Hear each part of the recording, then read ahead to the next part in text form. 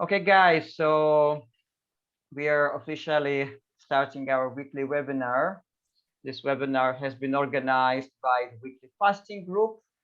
It's a WhatsApp group of people from all over the world, and the aim of this group is to cultivate the habit of fasting every week between 24 and 36 hours on a permanent basis, like week after week after week. So, and we also organize different webinars, supporting webinars on the subjects of fasting and healthy eating and other things related to that. So today we have Bret Cohen from the United States. Bret has been on the Fruitarian path for the last 14 years. And yeah, let's just start. Over to you, Fred. Over to you, Bret. Thank you, Arik. Thank you. Yeah, I'm honored and happy to be here to share together this afternoon, or where I am, it's this afternoon anyway. Oh, let's see. Shall I just start talking? Should we have Yes. go introduce Yes. ourselves? Yes. If you could just cover, because we promoted few subjects that you sent me, and after that we will have plenty of time for questions as well. Great. Okay. Well, let's see. I want to start off with saying that I am very much a process like anyone else. I'm sharing what I have to share in the interest of helping others and giving my what I have as a piece of the puzzle.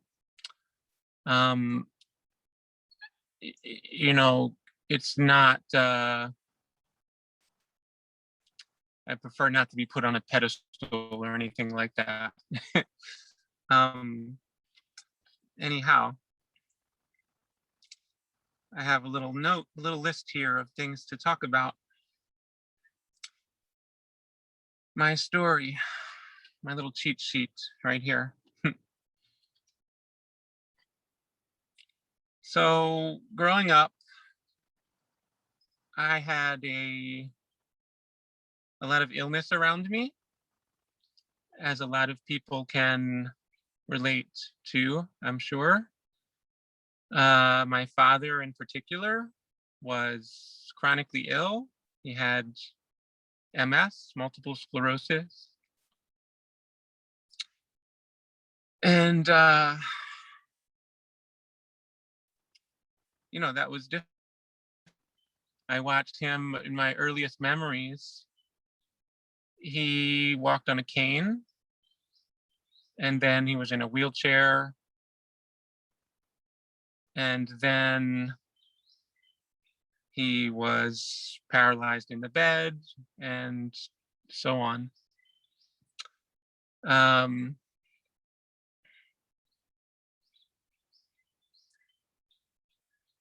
You know, and so when I was 14 years old, he went to a nursing home, and he lived there for 10 more years.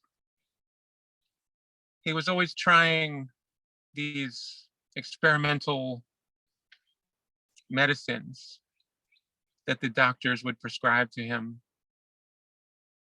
And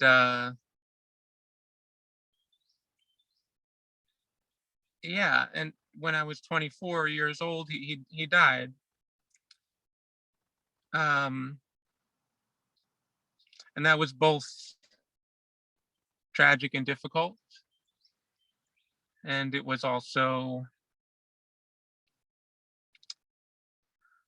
how do you say? It was also a blessing. It was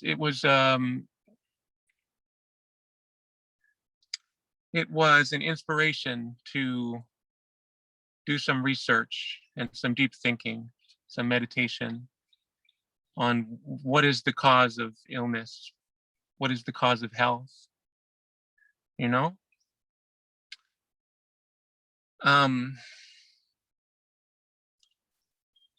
So you fast forward another few years,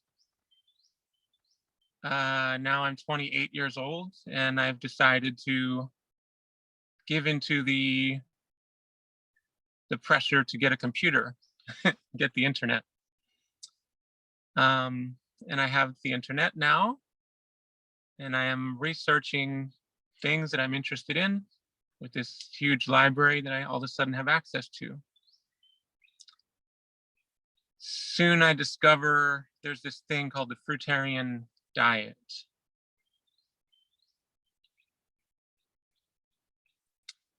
And there's people that are talking about it on these forums. There wasn't so much video that I was finding at that point, but I was finding a lot of text. And I was especially fascinated with the the ethical side of it. You know, this idea that people were sharing that because fruit can be harvested without the need to harm animals or plants, that it's possible to eat food without killing in a peaceful, completely harmonious way. And I was really just fascinated and taken by that.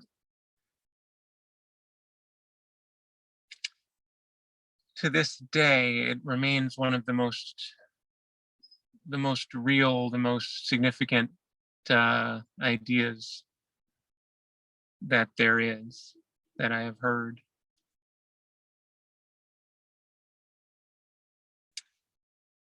So that was 14 years ago. I'm 42 now, officially, and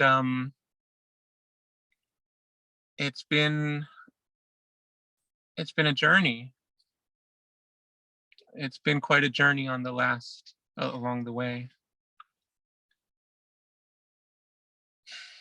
So I want to say that those 14 years are not, it doesn't mean I've been eating only fruit 100% for 14 years.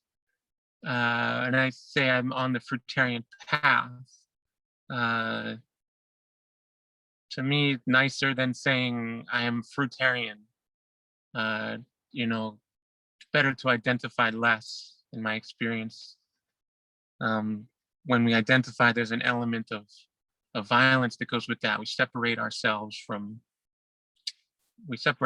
by identifying, you know.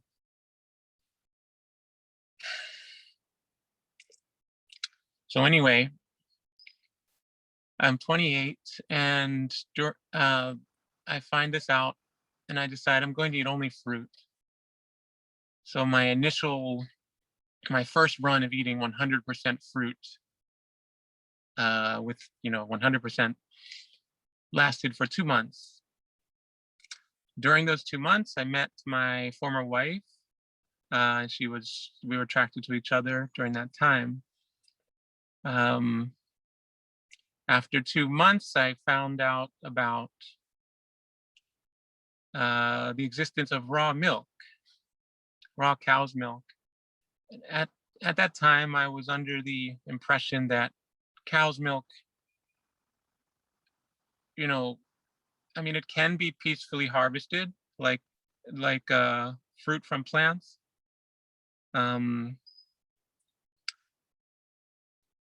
But I was under the mistaken impression that it usually is harvested that way. So I decided to go on a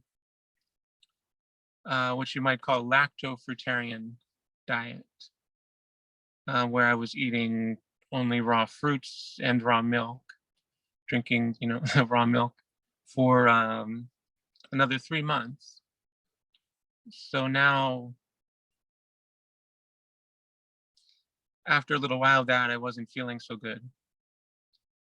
But I kept it going because I had in my head that this was a good idea. Now, 3 months of that, 5 months, since the beginning of this story. And I didn't feel very well. I really didn't feel good. And So I stepped back. I had a fallback moment. I just went back to eating just various foods. I just went into eating various foods. Still a lot of fruit, some raw vegetables. I stopped the milk and I was eating some just other foods also. And I did that for a while. But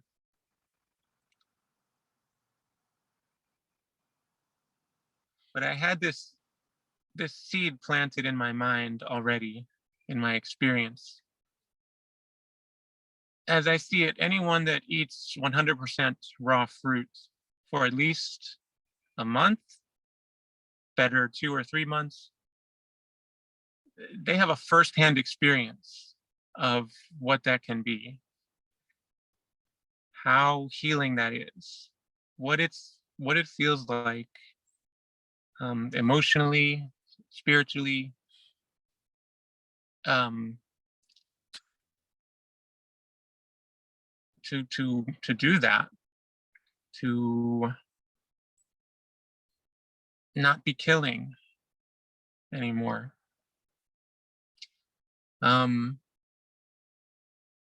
At least not for eating. And so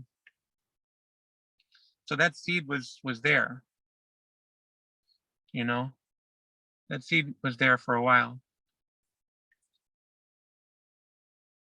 And I had different phases, different shorter phases of eating only fruit, eating other things, eating only fruit. And each time I would feel I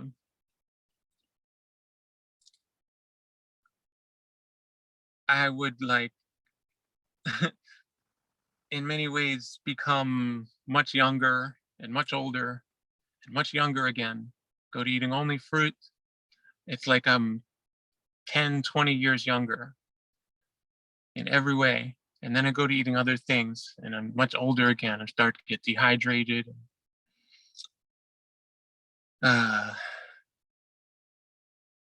You know, and everyone around you perceiving you and treating you as if they think that you're a different age. It's a very interesting experience that I had.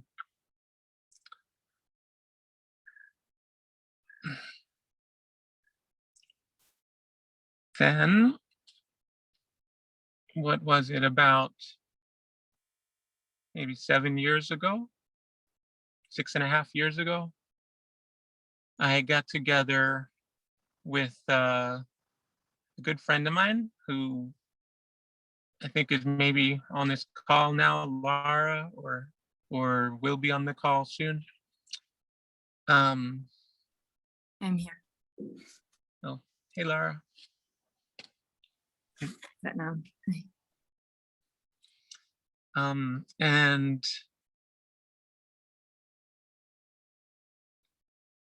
we together had a moment of deciding that we wanted to eat. Well, it was her initiative, I think, you know, to go on a 100% raw diet for an extended period of time again. Yeah. And so then that happened. And then the frequency started moving up again. It was like there were longer periods of eating only 100% raw and or 100% fruit, and less shorter periods in between. There were multiple times in there when I remember eating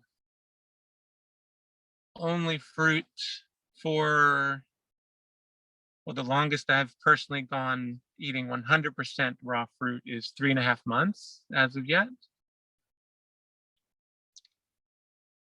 During those periods, once you get to 2.5 months, 3 months,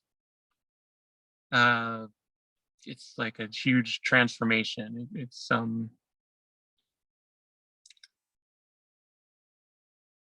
yeah, your hair becomes like perfect, shiny and even. Your skin is, is it's just about as perfect as I can imagine. Mind is clear. The mood, you just feel good.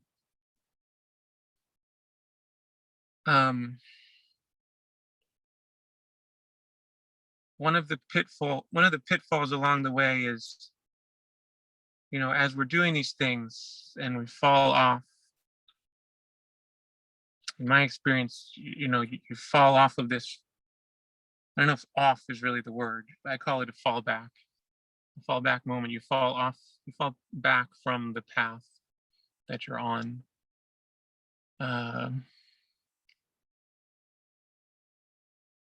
It's important to practice self-love during these times. It's important to practice, like instead of saying, oh, I messed up and then get all mad at ourselves over it. We practice self-love. We practice allowance. Understanding that sometimes the way forward is the way back, or that the obstacle is the way. Yeah.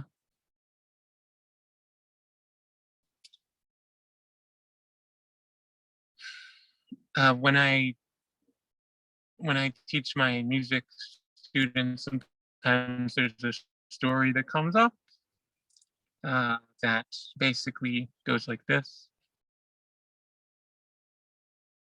If you have a computer programmer, it used to be about an elephant trainer, but we switched it.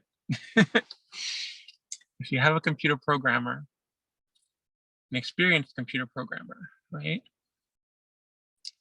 And they are choosing that they're making a new software.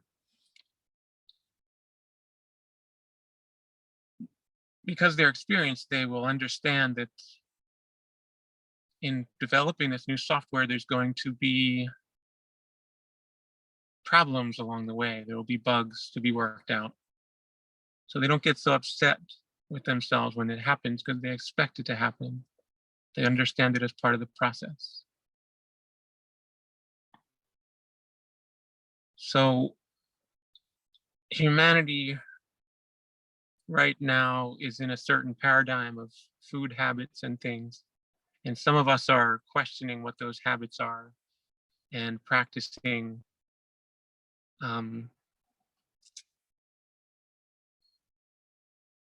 some different habits.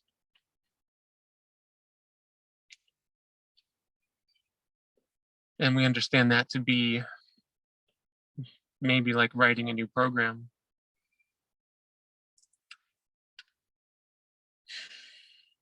Yeah.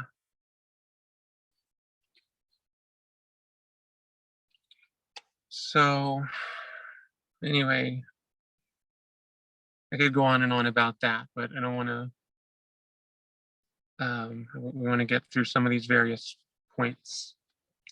So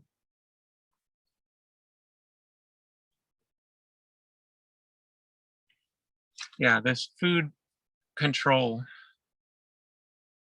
I want to say that I have a lot of respect for anyone that is working on this sort of thing, wherever you may be, whatever kind of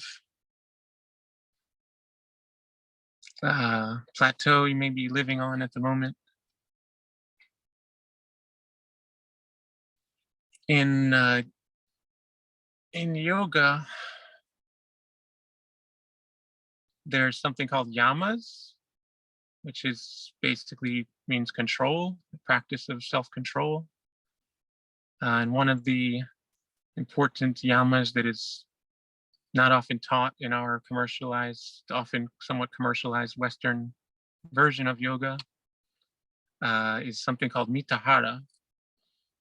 Mitahara, if anyone wants to look it up, is spelled Mitahara. And it means food control. And it's considered a very important part of yoga practice. A continual development of our habits, development of our ability to control ourselves, untangling our mental stuff. You know, it's huge. We have been passed down from countless generations, these habits,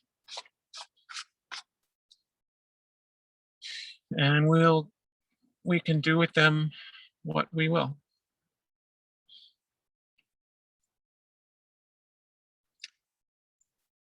Balanced effort. In my experience, in many things, it's good to have balanced effort. It's good to not push too hard or too soft in the direction that we're trying to go. If we push too hard, we will likely not be having so much fun, and we will probably fall off of what, we will lose interest, or we'll just get frustrated and we'll fall off of that path, at least for a while, but probably longer than if we had been giving a more gentle effort, And conversely, if we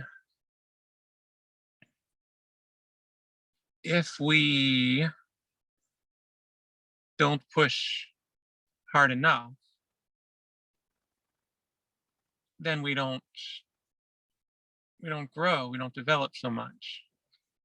It's like this idea that maybe we wouldn't, if we had the option to just live in this perfect utopia, in the sense of there's no challenges, everything is just the perfect temperature and whatever all the time, that maybe that's nice for a little while, but we wouldn't necessarily want that all the time, because we wouldn't really grow from there. It doesn't encourage us to grow. We need challenge. So the right amount of challenge, not too much, not too little, balanced effort, I think is a key concept that helps me a lot.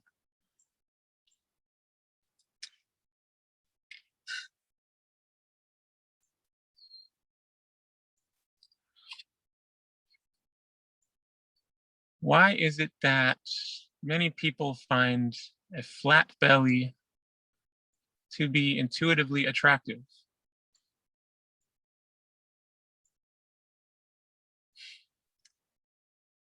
I think that is actually a good question to reflect on. A flat belly is a sign of health. The belly sticks out, it means that we have an accumulation in there.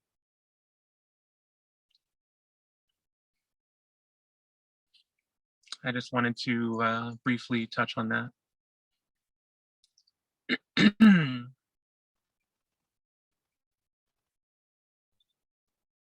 Cascade fasting. So along this journey, there has been this great thing that we call fasting.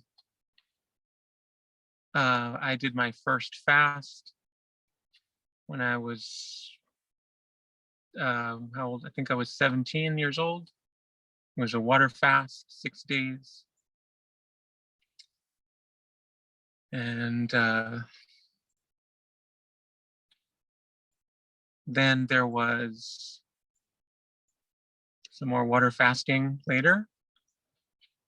Then I learned about dry fasting, discovered especially the wonderful book by Dr. Sergey Filonov, who I know has been connecting with you guys in your weekly fasting group recently. I haven't gotten to watch those videos yet, but I have them bookmarked. I'm sure there's a lot of gems there. But I have read his book multiple times. The Google translation, Medical Dry Fasting, the English version, which is, not the best translation, but good enough to get what he's saying. From there, one of the things I learned about is Cascade Fasting. So Cascade Fasting is making a rhythm. To me, that it's the real intermittent fasting. People are calling. Well, maybe I shouldn't say the real. I'm too late.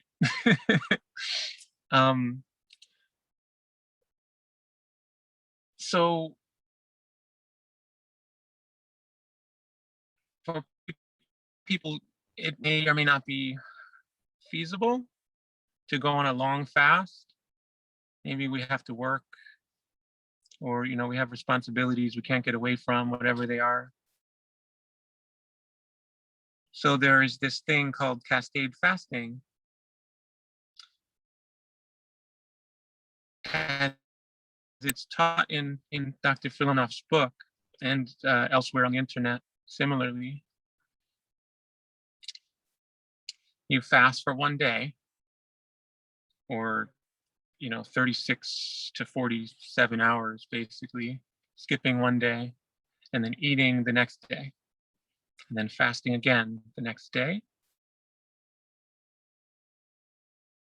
Doing that continuously for a period of time.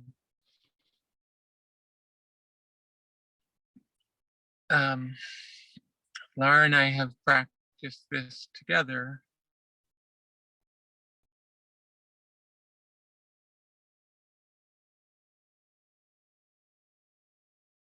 Supported each other sometimes in similar ways to the way that you guys, I think, are supporting each other in your weekly fasting group by fasting together at the same time.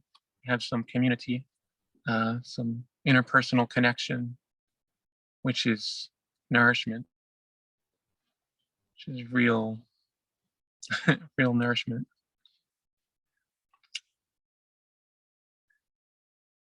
So, yeah, I have personally done the Cascade Fasting for up to 3 months, one day and one day on, one day off. And very restful.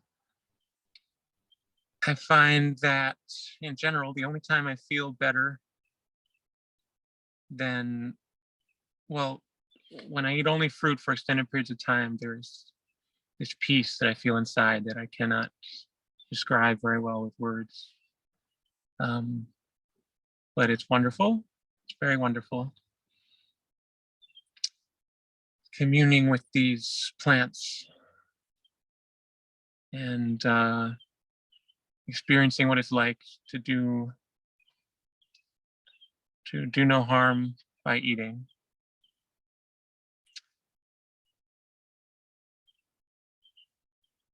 The only time that I have felt better than that is when fasting. Fasting, you give your body a break. It's like how many miles you have on your car engine, right? you just stop running the engine for a while. Everything stops. Water fasting is great too, but you're still running the engine. You're still running water through, turning the wheels inside, making, everything moves. With dry fasting,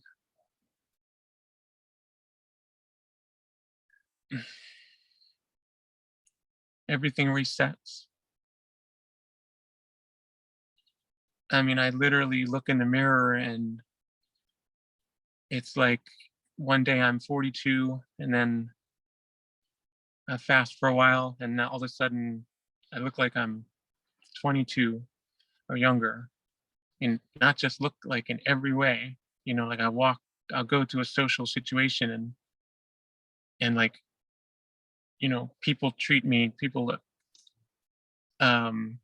perceive me as if that is my age. Everything, men, women, like, it's pretty amazing. And so I have an interest in, I don't want to say physical immortality, but agelessness. It's not, it's an interest. I don't know if I'll accomplish it, but it's nice. It seems probably it's possible to be able to live and stay in this form as long as you may want to. Not forever, because that could be like a curse, right? But as long as you choose to. It's definitely not the most important thing by any means, but it's something that I've taken an interest in throughout my life.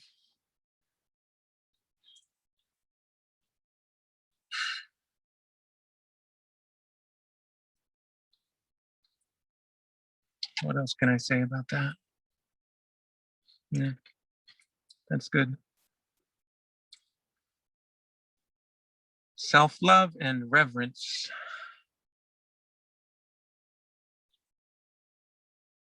It is the self,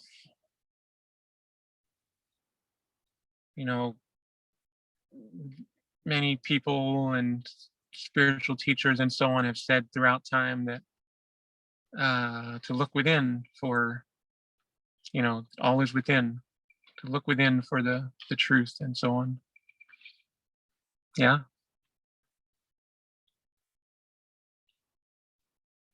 I think it's really important to focus on self-love in one way or another. We each have our own methods, our own ways.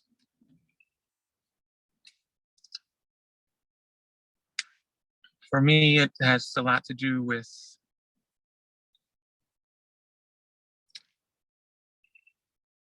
and this is a delicate one because in this world, it's looked at as like, well, you shouldn't think too highly of yourself. You should be humble and that sort of thing. Yeah, there's some truth to that, but also it's yourself that you live with. That everyone else comes and goes. Everything else comes and goes.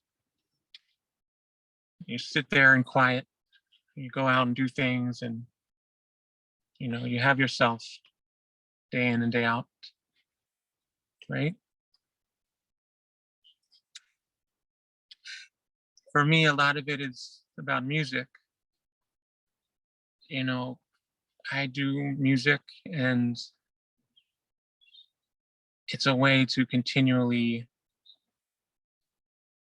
consistently be able to experience joy, experience a state where I can turn off my thoughts and just exist and feel everything that is here that way. Stop being distracted with all these thoughts. Maybe the person listening has some other method. Maybe it's not music, maybe it's drawing pictures or going for a walk or maybe it's sitting and observing the functions and sensations that go on in your body.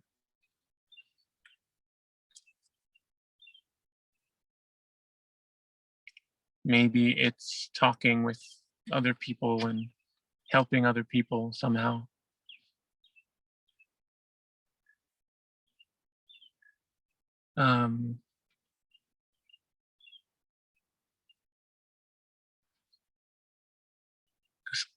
I think that it's important to think about these things as opposed to, like, sometimes one of the pitfalls we come into is we're like, well, I want to fast. I'm going to fast for 6 days or however much time we think, and I'm just going to clench my fists and do it.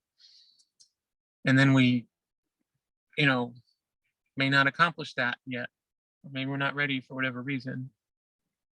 But instead of like just trying to push and push,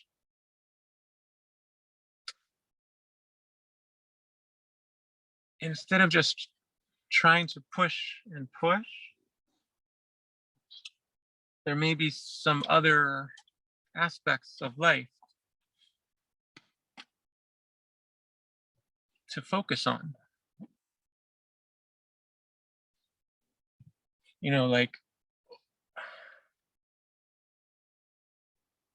when I tuned into your program I tuned into the program on the weekly fasting group a little while ago with Swami Satmarga. And I asked a question about this of him.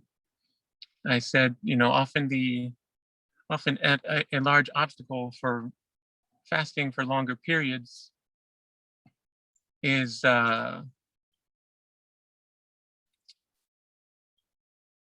we is basically these mental, emotional things that come up. Detoxification, it comes up. And he spoke about the cause of suffering. He said that how did he put it? Or the way you translated it, Arik, anyway, which was very nice, was that approximately you said the non-acceptance of natural phenomenon is the cause of suffering, or one of the main causes of suffering. So anyway, I think it's important to step back sometimes and to think about these things that maybe are more important than just clenching our fists and just trying to fast for a really long time.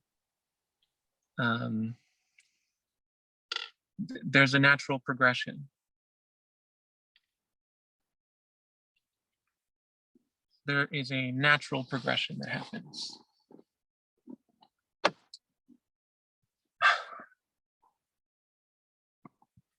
Yeah.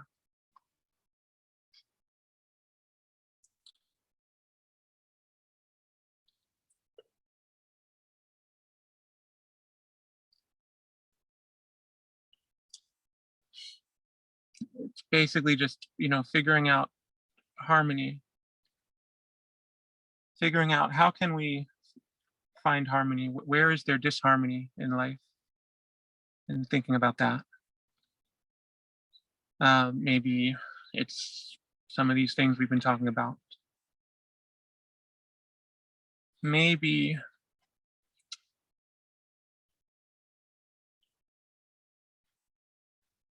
there's an imbalance in our connection to others. Connection to others is a form of nourishment.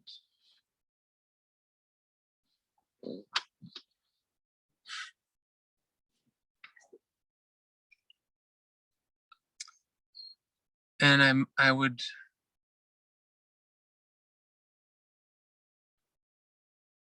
say that it's often one of the most significant forms of nourishment.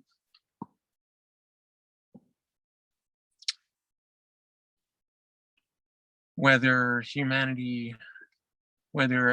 being can live.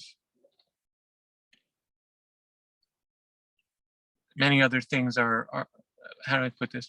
Many other things are considered essential that may or may not be essential.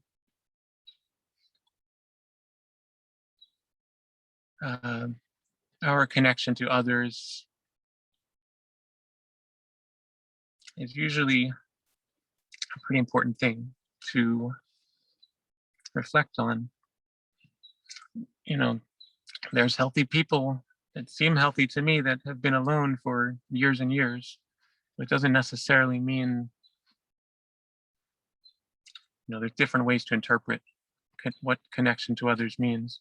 Generally, those people, they're living in nature, I will say. Okay.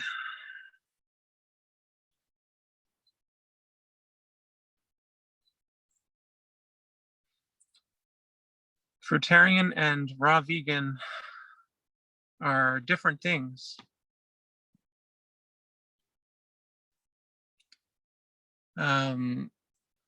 I want to point out an observation, something I've been thinking about that you guys might also find significant. In the realm of Fruitarianism and raw veganism, which is largely an online community at the moment, there's raw veganism and there's Fruitarianism, and they're often being used as kind of these two topics that are almost interchangeable. People say, I'm Fruitarian, raw vegan. I'm raw, and that's all fine and good. And I have a lot of respect for a lot of people that are involved in these things, that are doing this deep spiritual work inside themselves to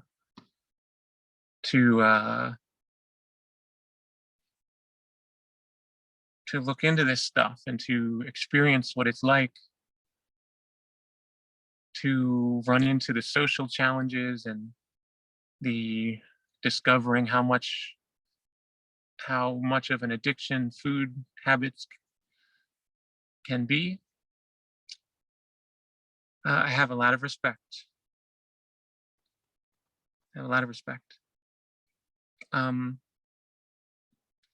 At the same time, I think that it would be really nice if moving forward we may have a more succinct, a more defined language about these different things, because fruit is fruit and vegetables are vegetables. They're not the same things. Vegetables I would define as the plants themselves, the leaves, the stalks, the roots, and so on. That's vegetables, whereas fruits are the offering of the plant, the soft, fleshy. Well, they're not always soft, but the fleshy part that surrounds the seed. And so it can be harvested without harm to the plant. And often,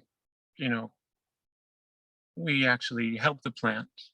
It's a symbiotic relationship, right, between plants and animals. It would be nice if moving forward we may have a more clear language. Fruitarian meaning a diet of only fruit, and raw and vegan would mean vegetables, or maybe vegetables and fruits, or something like that, but not the same thing. Just a point that I wanted to make, that maybe just put it out there for people to think about and, you know, roll through the through the winds of time, right?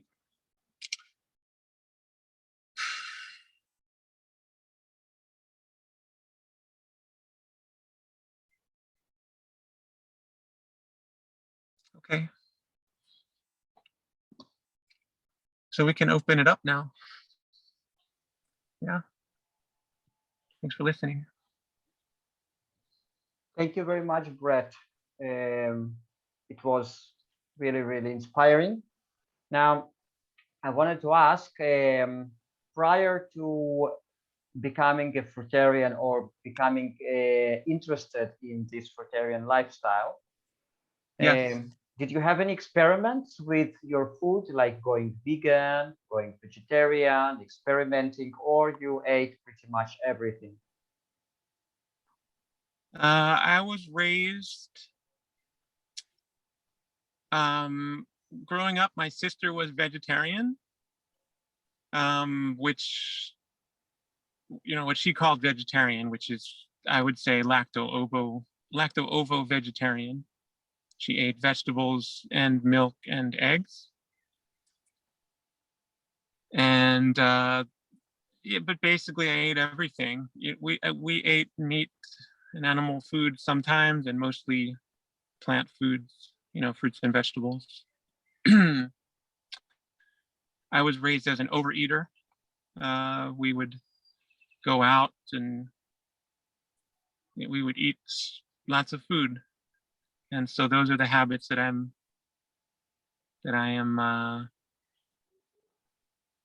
you know, working with now.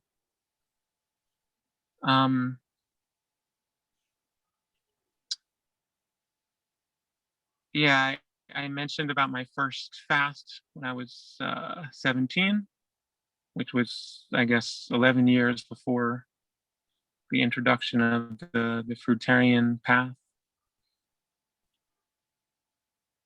Yeah.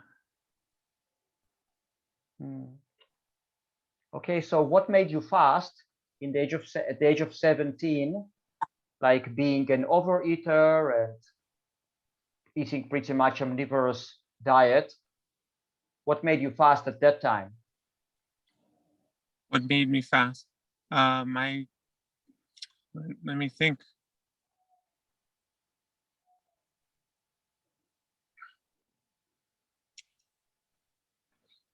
I just remember being moved to fast.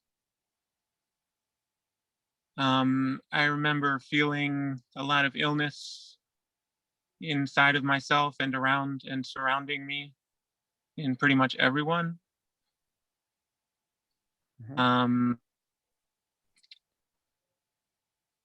You know, I guess my father had been living in a nursing home for 3-4 years at that point.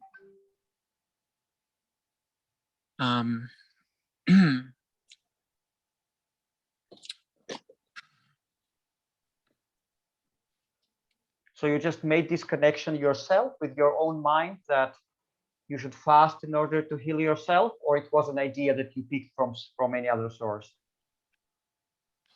Well, I also used to smoke back then, so my memories are not all that clear from that period of my life. I used to smoke cigarettes and weed. Yeah, so, but what I recall, I think I may have read some of my father's books on fasting.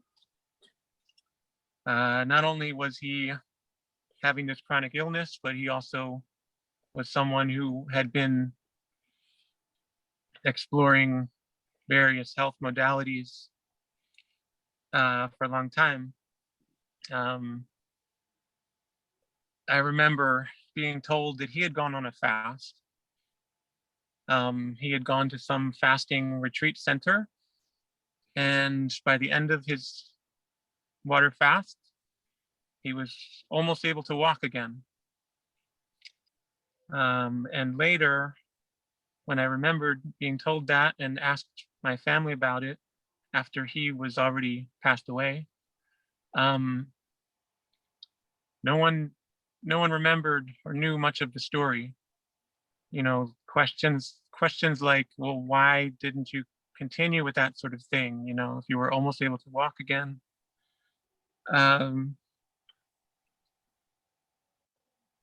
Yeah, I remember during that fast thinking a lot about, I was processing my experience of my father's illness. By the time I think I had learned enough through my own experiences and studies where I may have been able to heal him. I mean, for some time now, I've known enough where, provided he would listen to me, I mean, I know how to cure MS. I know how to do all these things. The problem is just that I know how to heal pretty much all the illnesses that plague this planet right now. It's just, we all have these programs we're running on in our minds, and so we're not necessarily going to listen to another person telling us what is the solution, even if it's the real solution that really will work. I remember, yeah, I was processing a lot of these thoughts.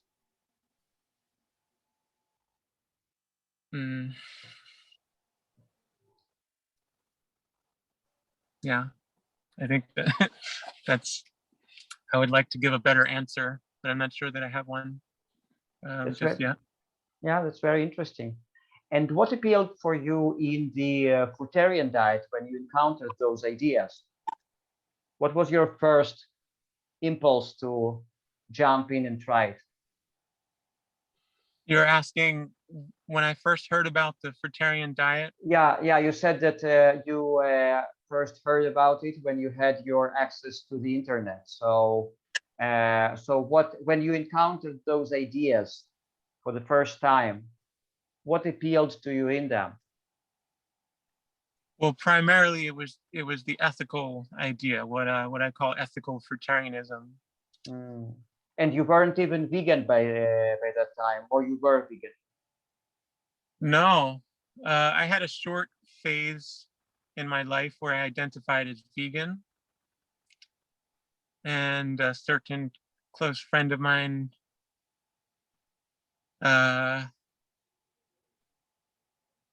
helped me with a lot of the suffering there that was going on then.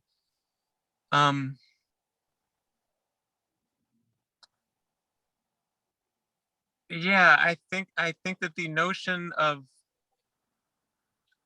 being vegan, the notion of eating a vegan diet in order for ethical reasons, which is what a lot of people do. They say they don't want to harm animals, so they're going to eat a vegan diet or vegetarian diet similarly. And depending what people believe, they will do one thing or the other, right?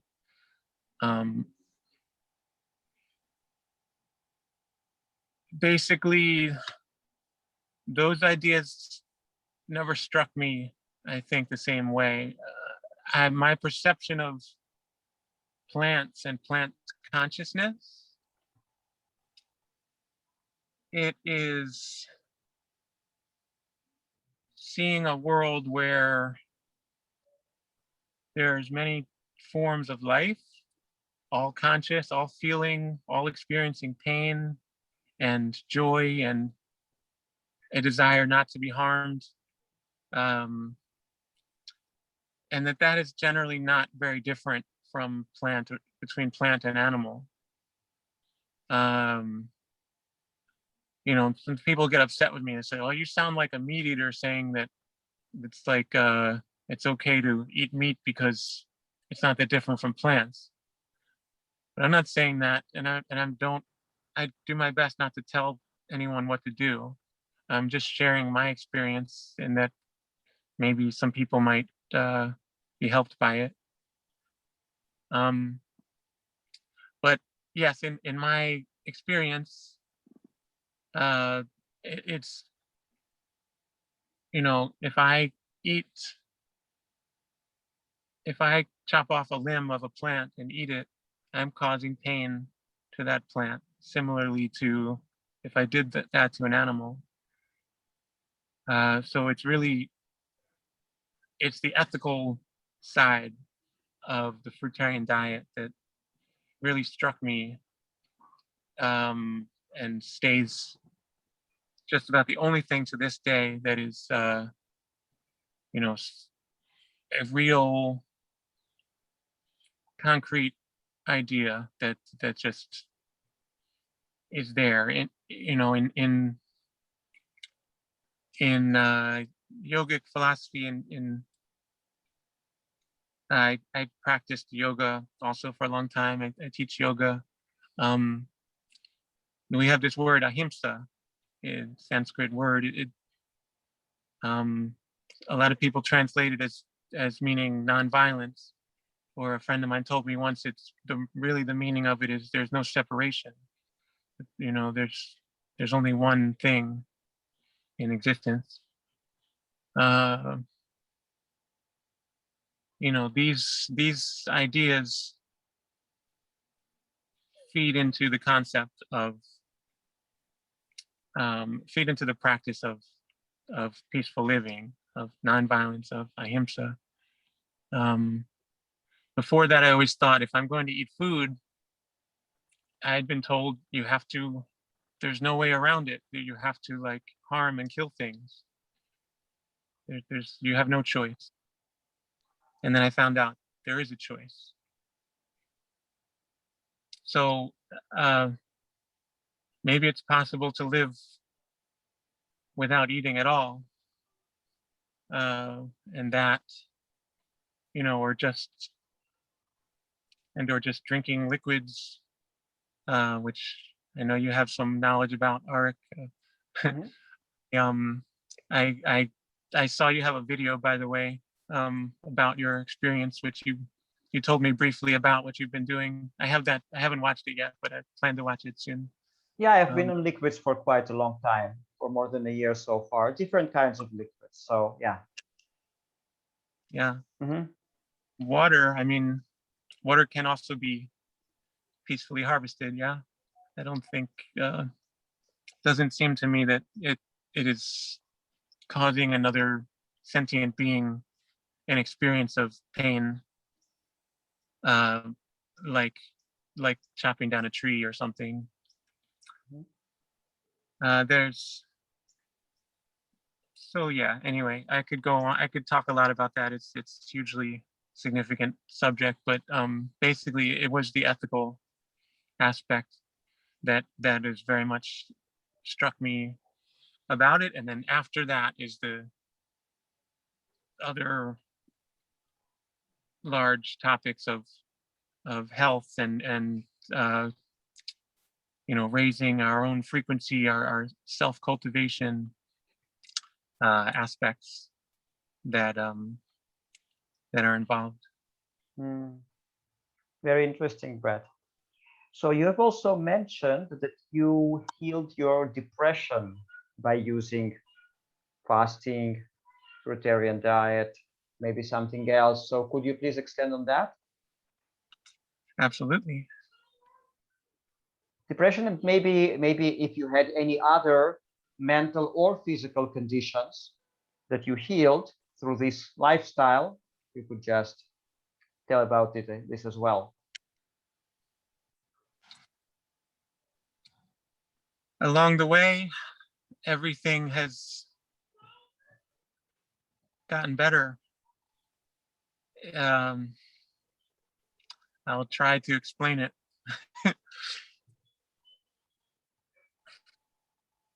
Each time I go through these ups and downs, it's like in the stock market, things go up and down, and you know, on a lifeline or playing music, you have rhythms that they just, that's what they do. It's what life does. Each time I do that, it's like there's been an underlying upward slope happening, which I'm very appreciative of, very grateful for, and all the different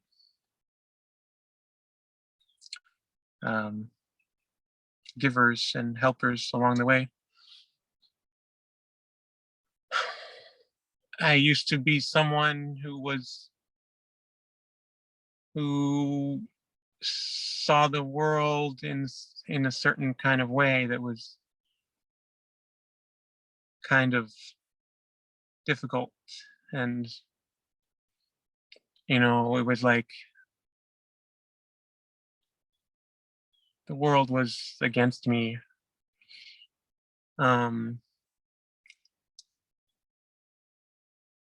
Yeah, it's a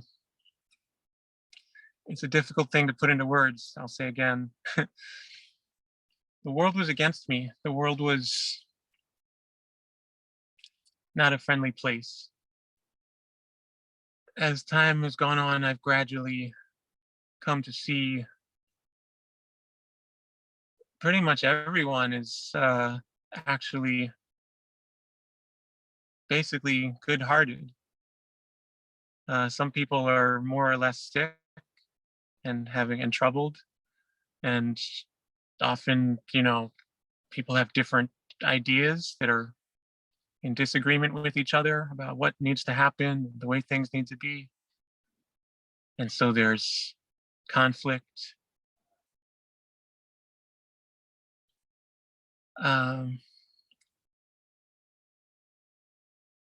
But even,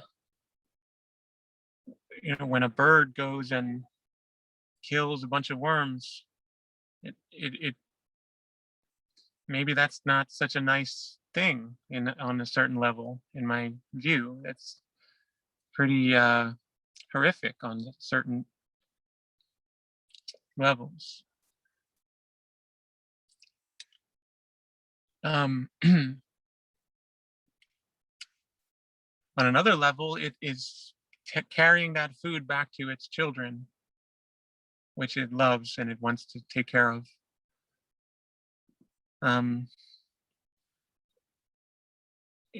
So what do you want to focus on? I think that this subject of depression or different mental conditions might be relevant for some of the members of our group. So if you could extend on that, saying,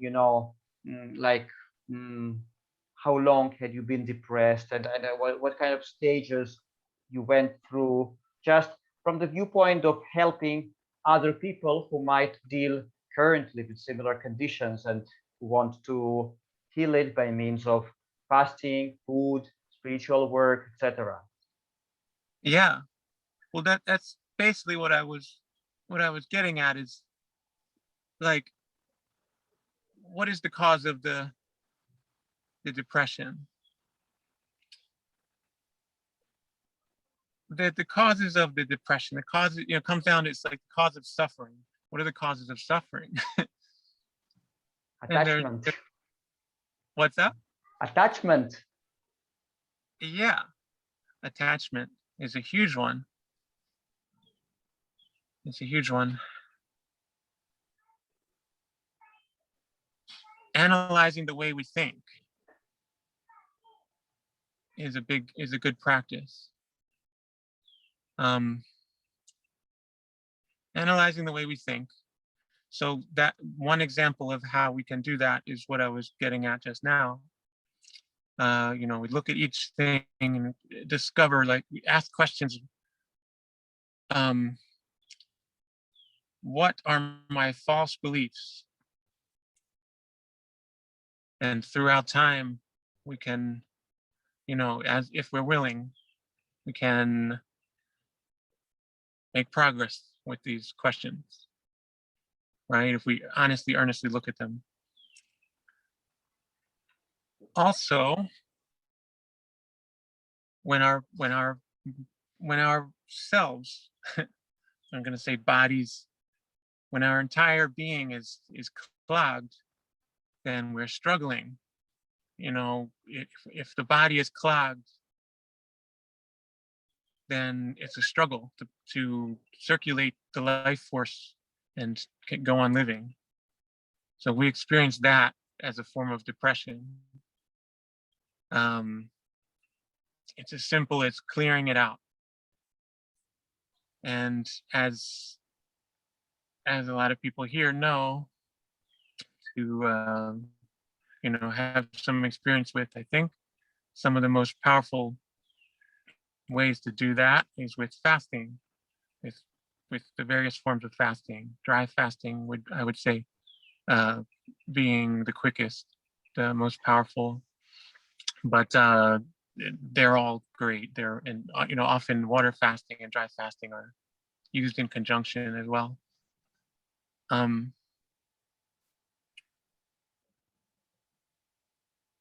So a person who is not feeling so good might practice self-love, might step back and look in the mirror every day, say, I love you, you're beautiful, every day, even just by doing that one thing. Any or all of these practices are huge.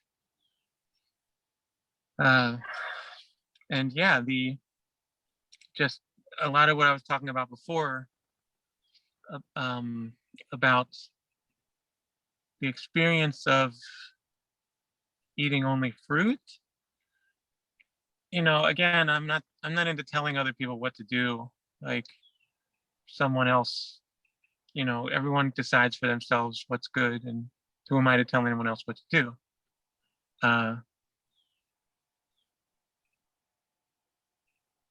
But if you feel moved, if you feel attracted to the idea, then it's there, it's available. The idea I was talking about, how when, in my experience, eating only fruit for extended periods of time,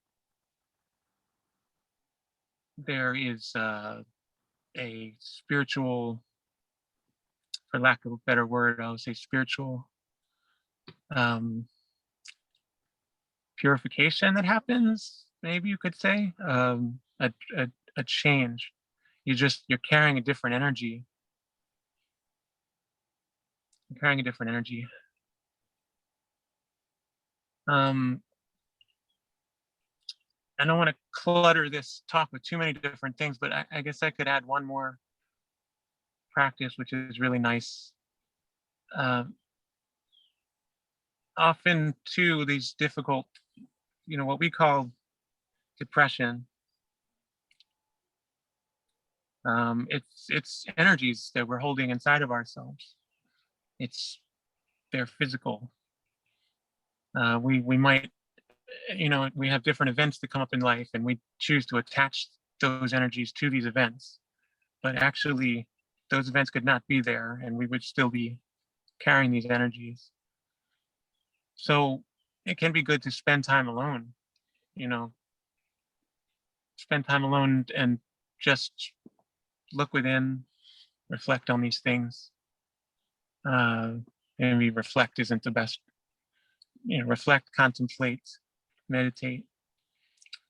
Just sit and experience these things.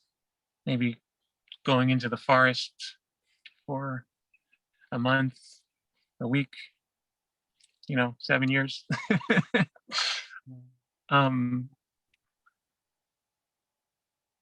Yeah.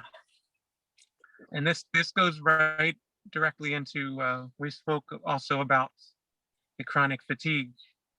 I used to be tired a lot. I, I was fatigued. I didn't have a lot of energy. It's really, so much of this is as simple as cleaning up the body. And the body is not separate from the mind, the spirit, and the soul, and everything. It's all one thing. So we just clean this up. In yogic philosophy, there's something called Nadis. Maybe you guys are familiar with the Nadis. There's said to be 72,000 of them.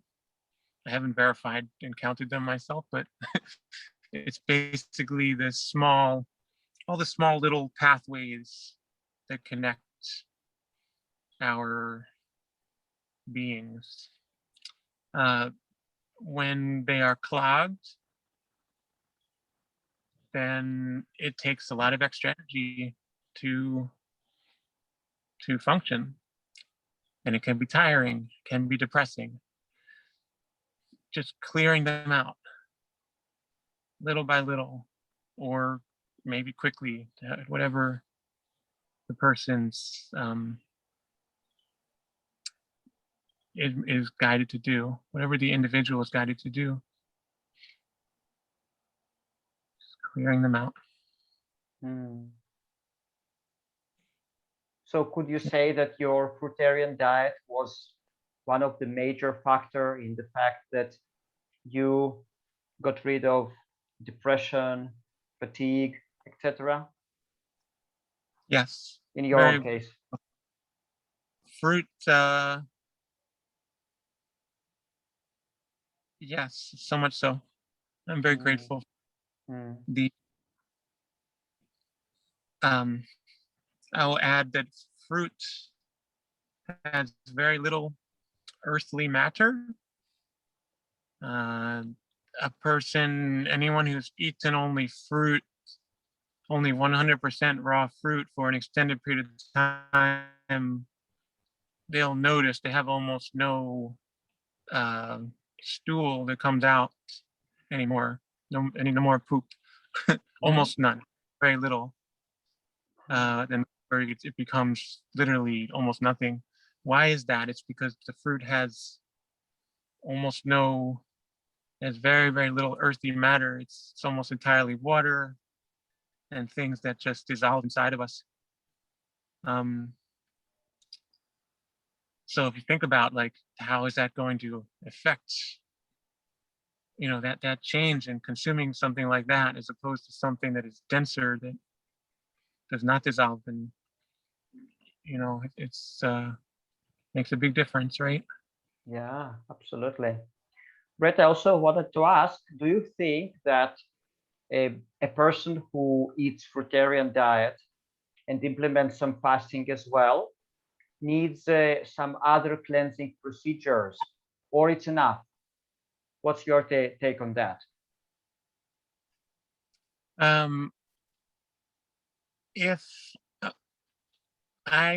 So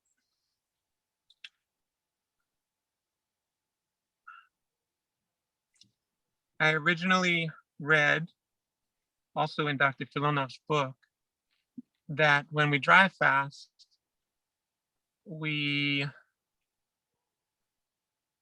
a lot of the waste that is coming out of the body comes out in a different way from normal. It's not coming out the gastrointestinal tract. It is instead being incinerated in the cells and leaves the body as a gas. I have verified this 100% over and over again through my own experience to be true. So often people will be dry fasting and say, well, I haven't pooped in a while, so why I'm concerned. But yet the waste is leaving. At least most of it is. The waste, whatever is in the lower intestinal tract already, might still end up coming out later. The lower gastrointestinal tract.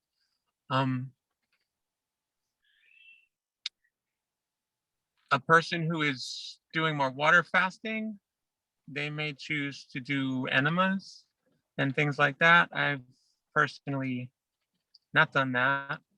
I've never really felt the need or the desire.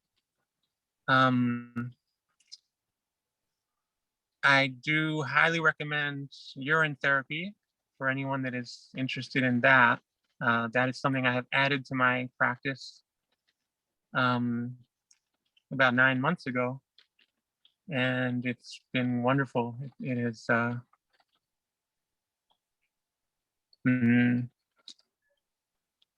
yeah.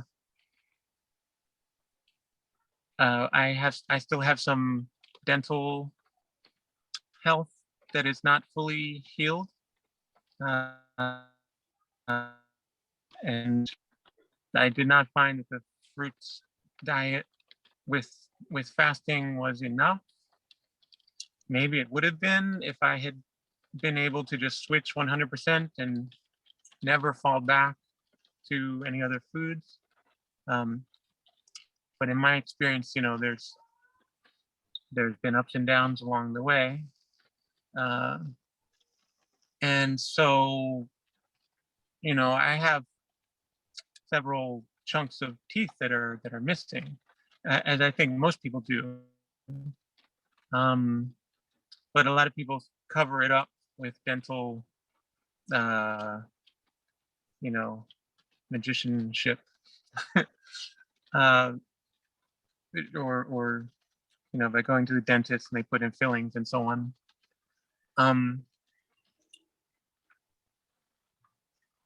It seems to me that it's probably actually counterproductive though, because really your teeth are trying to grow. They're trying to be, the fillings are this foreign material that is blocking energy and so on. The body sees it as an alien substance. Since I have added the urine therapy, I have seen a small amount of regrowth in my teeth.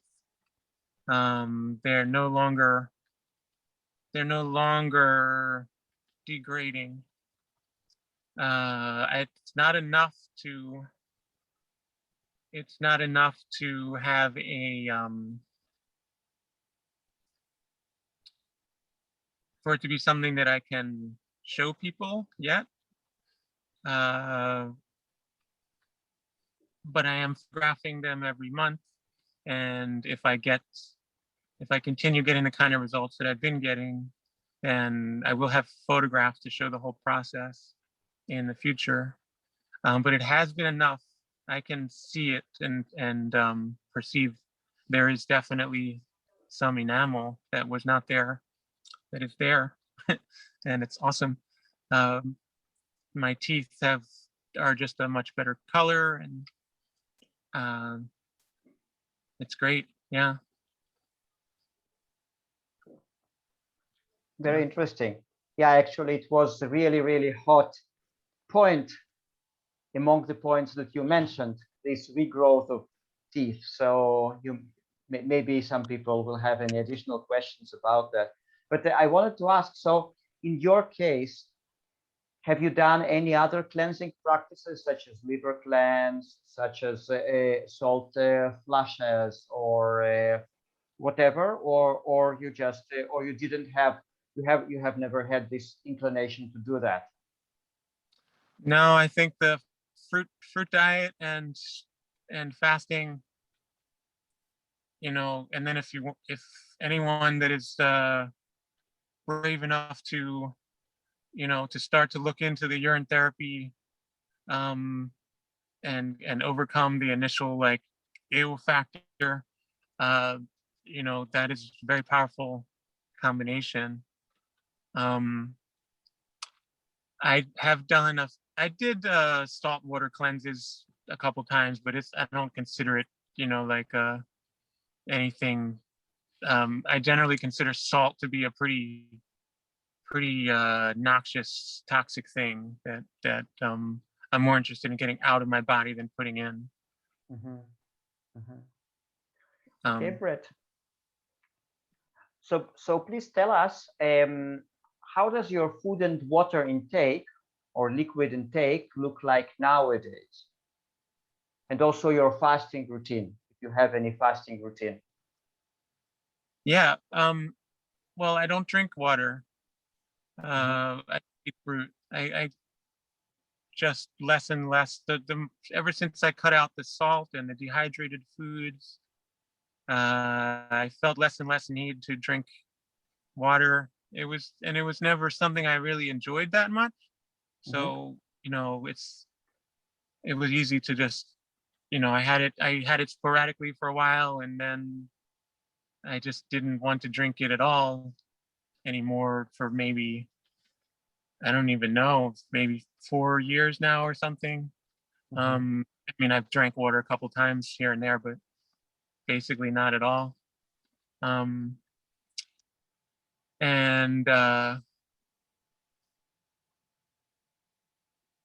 yeah, Yeah, I don't really.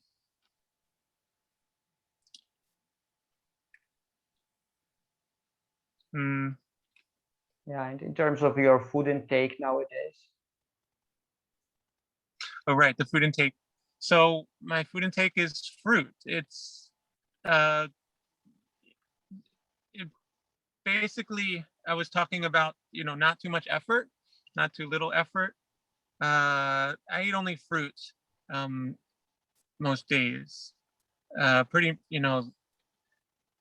occasion like if I really really want some other food, like some vegetables, generally it's uh it might sometimes be a little bit of whatever, some milk product or something.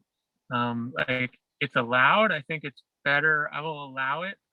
I think it's better to just allow it and enjoy it like once or twice and then get back on, rather than just sitting there with the fist clenched and then eventually you have a bigger, fallback moment. Like the point here is, it's like mental mastery. I'm trying to cultivate and try is not the best word. I'm working on cultivating an experience inside of my mind, and I think it can be counterproductive, to just sit there with your fist clenched. Um, but yeah, just fruit. I mean, I live on the east coast of the U.S. and it's often I just get the best quality fruit I can get. Today I had some pears and mangoes. Uh, yesterday I had, what did I have? More pears and some oranges, really good oranges. There are some, clementines, whatever, oranges. Yeah, I mean, I enjoy fruit, just whatever I can get. The fasting, I'm not on a schedule with fasting right now. Um, I prefer to let things be more just do what I move to do at the moment. Mm-hmm. So the last time I fasted was maybe a couple weeks ago or something. I did a dry fast, and 2 or 3 weeks ago, I forget. I did a dry fast for not that long, maybe like 40 hours or something like that, 44 hours. Mm-hmm.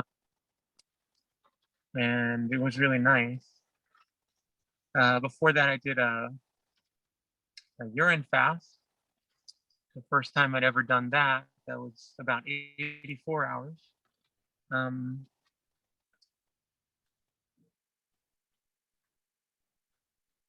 Yeah, I mean,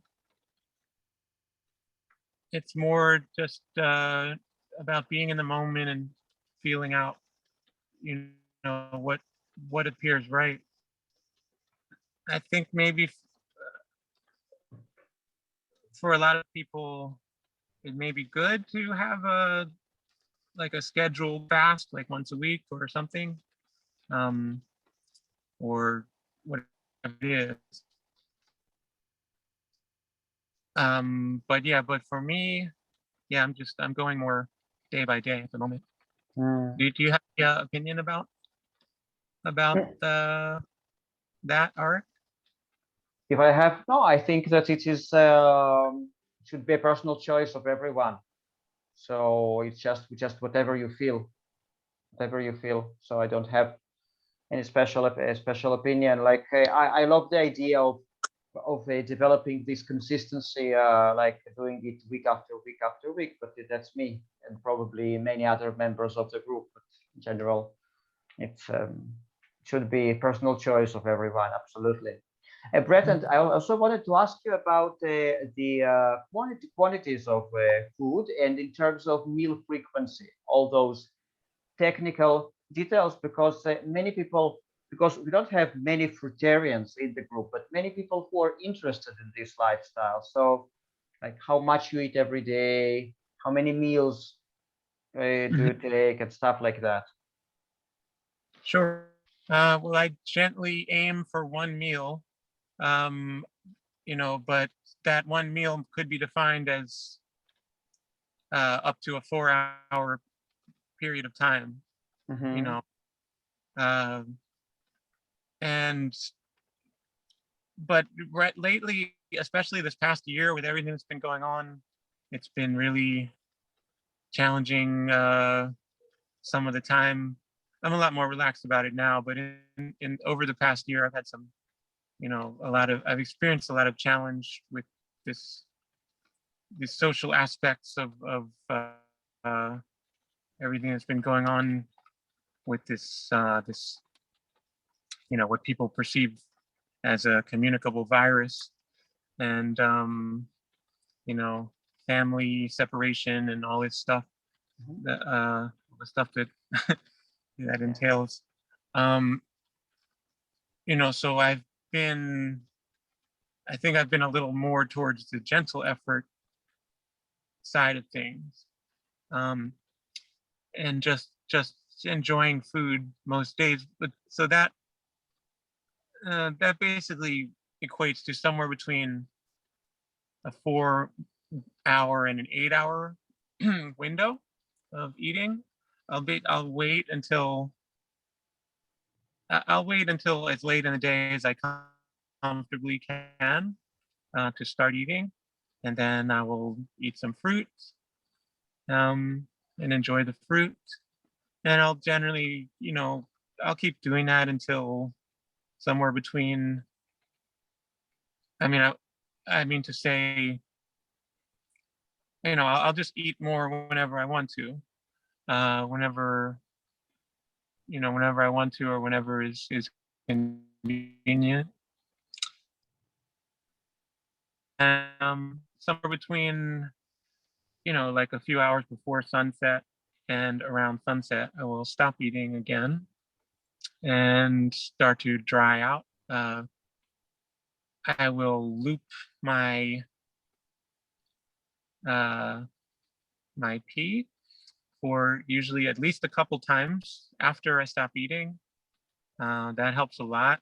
That, like, wait until it tastes clean and like milky. Um, and then that's basic, because that shows the state of my blood inside. When you say loop, what does it mean in terms of urine therapy? Because not many people are familiar with that. Right. Yeah. Well, that could be a whole lecture on its own. Yeah, no, but the term itself, you said that you loop your pee, your urine, like you use the word loop. So in this context, what does that mean? To loop Yeah. your urine? Yeah. Ah, okay. So I will loop it, meaning drink somewhere between 16 and 32 ounces that I have in a bottle. I have a good durable bottle that I keep in my bag, usually always with me. And I will drink it once, and then a little while later it'll come out again, or more different urine will come out again, and then you drink that, and you drink it again, and it's it creates. Do that. Don't eat any food in between, and especially if you've been eating a clean food, then it tastes like clean and pure. You can taste the state of your internal body, because you know urine is actually blood. It's filtered blood. Like, the kidneys make urine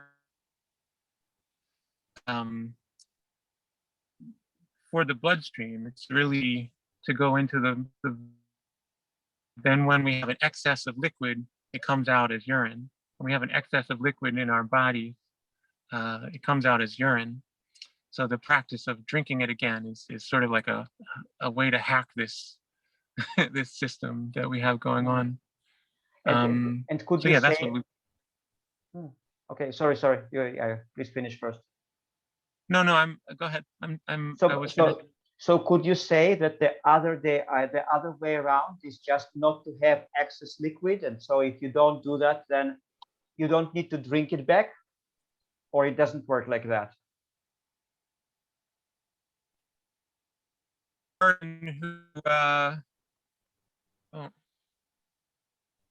You cut out for a moment. Can you say? Yeah. I asked. Yeah, you said that we produce urine and pee it out because we have excessive liquids. So I said, and then you drink it back. So what I asked is that if there is the other way around of just not having excessive amount of liquids, and then your urine would be absorbed automatically. You wouldn't need to drink it, or it doesn't work like that. Well, if anyone has seen the film, in the beginning there was light. There is a segment there about a man named Pralajani, who you're familiar with him. You're nodding your head. Yes. I know this case. Yeah. So you saw how they took the footage of him reabsorbing his urine, as you're describing. Right. But for most people, there will be the excretion there, probably. Yeah, pretty much everyone living on this planet right now is urinating. If we get to a state where we're eating so little or not at all that we don't urinate anymore, yes, I think that is likely a more I don't know how to put it. That's a state that I would like to get to in the future, if that's, fate willing. That it's, yeah, that I think that is good. There's a lot of mystery around that though too, in my mind still, because it's definitely better in terms of ease of living. You don't have to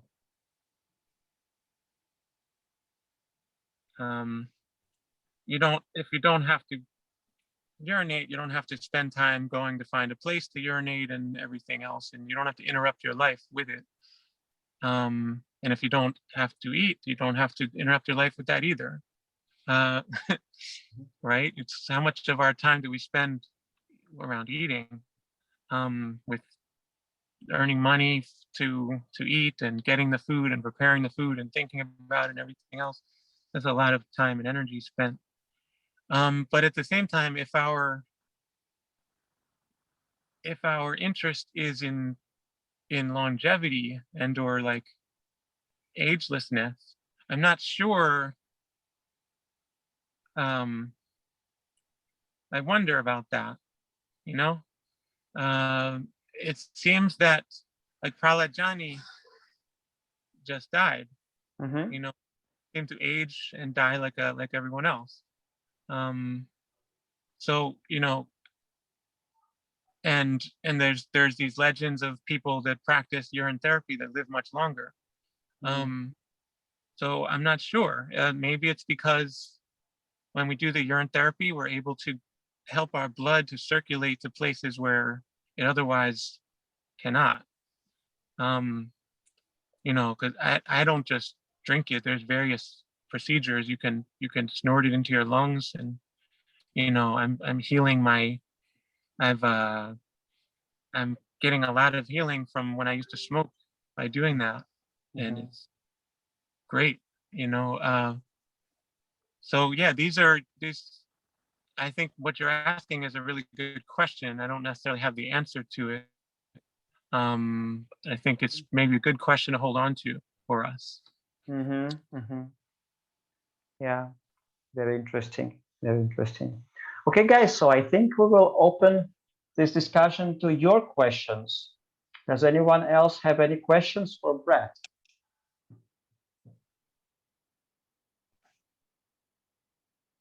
We have one question on the chat, but before we get to that, maybe anyone else has any questions.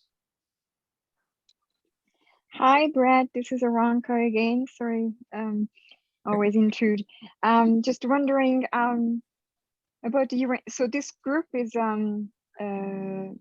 moderated by people who truly deeply believe in detox, everything bad going out of you instead of recirculating the items. So you might not find that they resonate. I tried urine therapy and I still am trying. But what I noticed is that after a few days, it becomes extremely sour tasting. Did you find the same thing for you? No. No. You were Why? able to, like after 4 or 5 days of looping and the whole thing, and it was just like so strong instead of becoming lighter. When I include other fruit like oranges or just juices, it becomes lighter again. It becomes like tea. But when I just loop, that means I don't do anything else. I find that it becomes very strong and almost sour, or it So could be just my detox, right? you're saying that you just looped. You did a urine fast? Yeah. Yes. Quite a few of them. Okay, well, I've never gone that long, only 84 hours. So that's almost as long Yeah, it's as 5 days. Yeah, no. Okay, almost 4 days, right? 3.5 days. Oh, okay. Sorry. Yeah. Oh, okay. But no, I think part of the benefit in my experience of doing these kind of practices is, we can taste what's going on inside of us. And so, one of the clues that it seems to me that all food has a detrimental effect, even fruit, on the body to some degree. Fruit just Yeah. has the least. Fruit seems to have the least of a detrimental effect of all foods. But I noticed, like, if I eat fruit, it still brings there is a hint of like a bitter kind of flavor that comes from the fruit, like you're talking about. But it goes away I see. if I just loop for a while. So Yeah. maybe, yeah, if you're looping only your urine for 5 days, That was maybe my that, longest one. Yeah. yeah. What you might try, I haven't done this yet, but I thought the next time I try a urine fast, is, like, you can have some stored up for later, and like you might like restart your looping periodically with some that you have stored from before. Right. I mean, Well, for the aged, I haven't dared to internally ingest it, but I do use it for enemas, the aged urine. yeah. I'm a big enema queen. I really enjoy the clean feeling, so I guess I do that. But because my diet is not that perfect as I would like it to be. Okay. It's almost, yeah. So then you haven't noticed any changed taste as you went along when you're 84-hour fasting on urine. Yeah, like, well, I could taste as towards the end it didn't taste very good, and then I broke the fast. Okay, so then you noticed it too, right? Then it does become very different after a few days. Yeah, it got thicker. Right. Yeah. Yeah, it's like thicker.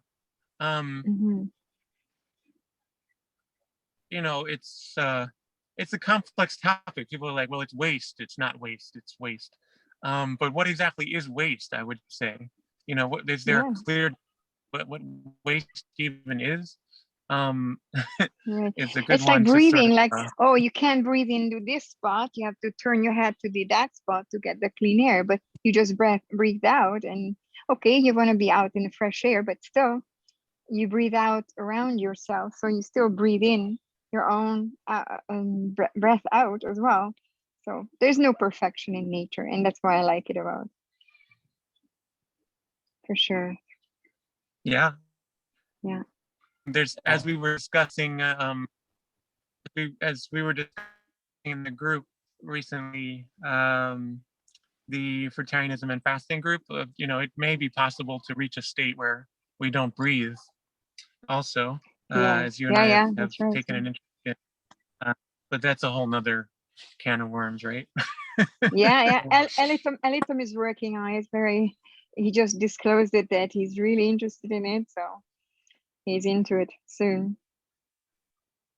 Well, and yeah. that's an interesting, yeah. Yeah. I mean, that's likely, for a person that wants to have like a ageless body, that may be a huge part of it. I mean, that's definitely what a lot of the old writings that the yogic texts talk about. Yeah. How do they describe it in yoga? Like Mitahara is for food, but what is the breathlessness? A kumbhaka? Well, pranayama is just breath control or control of Right, energy. right. And then But do they have a, yeah? Mm-hmm. There's Sorry? Nirvana. Nirvana. Nirvana is the without breath. Ah, thank you. breathless state. Thank you. Yes, there you go. Thanks. Cool. But if you think of it, yeah, it's like when we breathe, we're still taking in something. We're still taking in something from outside, some chemical substance that contains some stuff. It's maybe one of the lightest forms of dense matter that we can take in, but it's air. It's a lot denser than like just energy. Cells are like immortal. They don't take in anything. They like emanate this energy, right? Yeah, I don't know. These are things that I've been thinking about a lot. I don't have any kind of clear understanding of any of it yet. I think we're exploring these things together. We can discuss them, but I don't. It's not like I can. Okay. I don't want to take up too much of the group's time, but one more question, perhaps it might interest others, is that you were talking about when you were young, you were a big eater. Has it resolved? That means, do you eat a lot of fruit, like like Harley and freely 30 bananas a day style, or you are just very thriftily eat 4 or 5 mangoes and that should be it? What's the quantity in that 4-hour eating window that you eat? So yeah, so sometimes I eat a lot less than I used to. I eat a lot less than I used to. I still have that in me. I still have that experience growing up in my mind. And sometimes, but if water. Bret, there are interruptions. We couldn't hear a few last sentences. Could you repeat them, please? Yes. Is that better now, I think? Yes. Yeah. Okay. So, yeah, I was saying that I still allow myself to eat a larger meal sometimes if I really want it, but most of the time, no, I don't anymore. And also, yeah, I was also saying that if it's only watery fruit, it's still not nearly like, it might expand my belly a little bit for a short while, but then, it gets smaller again very quickly. Mm. Bret, and I also wanted to ask, when you say fruit, do you mean only sweet fruit, or you also mean things like zucchini or cucumbers, non-sweet fruits? So when you say fruit, could you define it further?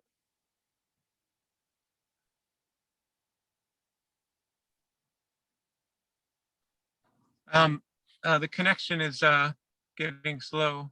Yeah. So I asked when you when Um, yeah.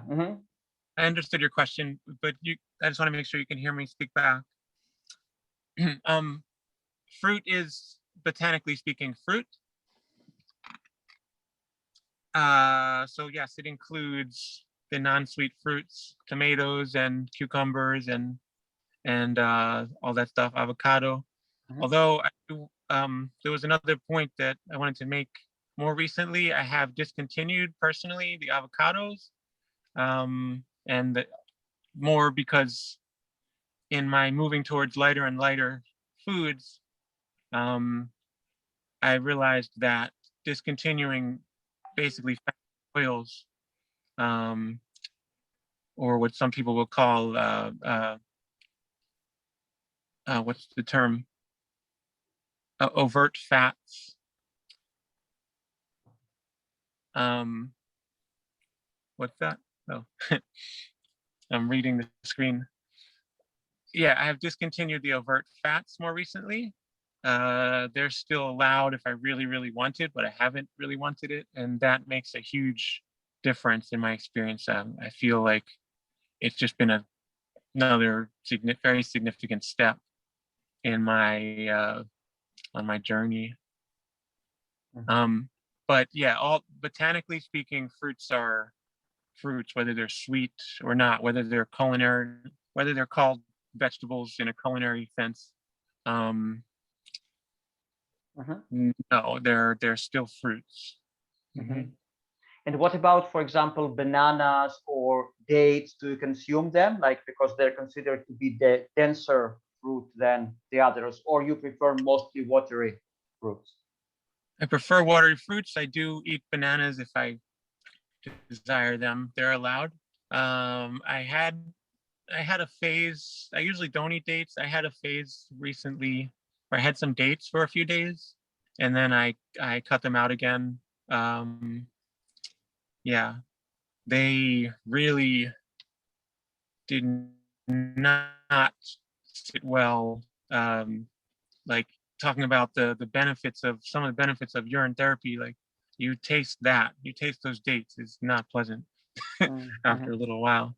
Okay. You could have fresh dates, then probably I would eat those, but not in the US. Okay. I also wanted to ask you about if you have any particular mindset when you eat, or if you have any rituals such as prayers or blessings on food, whatever is related to that subject for you. Yeah, sometimes I like to practice mindful eating, where you just sit and eat your food and you focus on the food, and you take, you make that the point of focus in your meditation. So that means if another thought comes into the mind, we just gently take the mind off of that thought and put it back on the food, and just the enjoyment of it and the appreciation of it, the experience of it, the taste and everything else. Sometimes I like to practice gratitude, or I just I experience gratitude. And other times I don't do any of that. I just eat and I'll watch a program or something. Yeah, or hang out and have a conversation. It used to be like when I first learned about the mindful eating concept, it was so significant to me that I said, well, let me I just want to do that. But then I would meet people and be spending time with friends, and be like, it kind of became a bit much to always be saying, can we do this mindful eating thing? Because often people want to talk and hang out while they eat. And so I just would allow that to happen. Nowadays I just allow that to happen more. Yeah. Interesting. And do you have any particular practice regarding chewing, or you don't bother much about that? Chewing well, most of the time. Yeah, you want to make sure you chew it, especially bananas. If you're eating bananas, chew it so that it's more watery, but before you swallow it. Otherwise, it will take a lot longer to get through. That's all. Yeah. Oh, and yeah, I can give a brief mention to one of the other very significant practices with the urine therapy that I do, even though it seems maybe a lot of people in this group, it's not for them, and that's okay. But just so you know what it is. So your blood is balanced for your own body. It's like different for each of us. When I eat food, I'm taking in inside of myself, something with a different something alien. And if you eat that way for hours, a lot of people maybe have the experience of it being uncomfortable in the teeth. You can feel it actually wearing down the enamel because it's easier than pretty much everything else. But it is a stress on the body still. It's an alien substance. So what I do is every time I eat food, I have my bottle of urine, and I take some in my mouth and I swish it around afterwards for at least a minute or two. And that rebalances everything, and you can feel right away how much it really works. If your teeth are feeling uncomfortable, do that. It's like so fast. There's no question.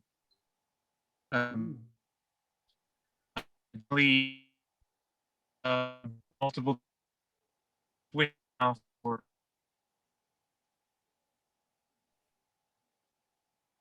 healing previous image I have in my teeth, which I mentioned I'm Bret, I'm sorry, you were frozen again for the last few sentences. So could you please? So the last one that we got was that you have this quantity of urine and you just swish it, or you drink a little bit. I just didn't get it. Why right after eating fruit, and then after that it got interrupted.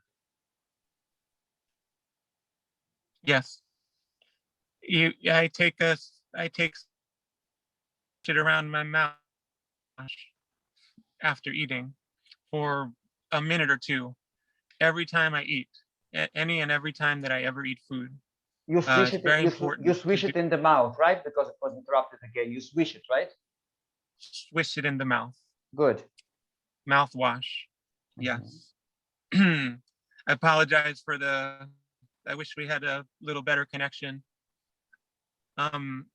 So the other thing that I was sharing was, in addition to doing that, several times a day, like at least 2-3 times a day, I will swish it in my mouthwash, for at least 10-15 minutes.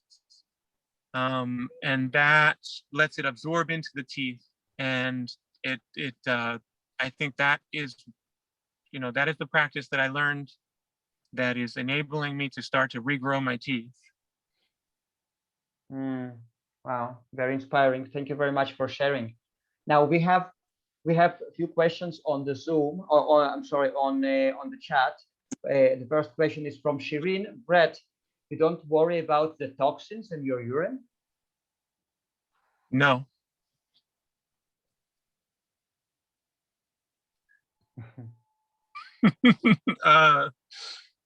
Yeah. What to say about that? I don't think there's a lot of toxins in urine. I think in my experience and according to the large amount of research that I have done, the toxic waste comes out the back and all the good stuff comes out the front. Yeah, if a person wants to do more research on that, I highly recommend, there's a book called The Water of Life by John Armstrong. Highly recommend that. Okay, thank you very much. And then from Gita Ben, I think that's her name. Hi, Bret. In the beginning of your fruitarian journey, did you feel like you wanted to eat savory, like salty food? Yes. Salt. Thank you for the question. I'm sorry. What was her name? Her name? Her name, Gita Ben, I think. Gita Ben. Hi, Gita Ben. Thanks for the question. That's a really important one right there. First of all, I think often when we think we want savory, what the message we're really getting is that's enough sweet. The body has just had enough sweet, and I can get a similar satisfaction by just not eating anymore. But yeah, along the way, I've wanted to eat savory meals, and I've satisfied that by making salads with tomatoes and cucumber and orange juice, avocado, that kind of thing. Although again, I think it's a much better thing to reduce or eliminate the fatty foods and even fruits. Salt in general, which I think is different from savory, salty. I personally experience salt as one of the most important things to eliminate from the diet. Salt is rocks. You're eating rocks. It dehydrates us. We started eating salt because we were preserving meats with it, is what people say. It's probably true.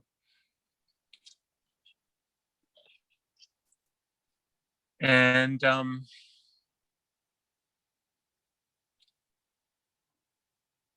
yeah, what can I say? Salt is a big issue.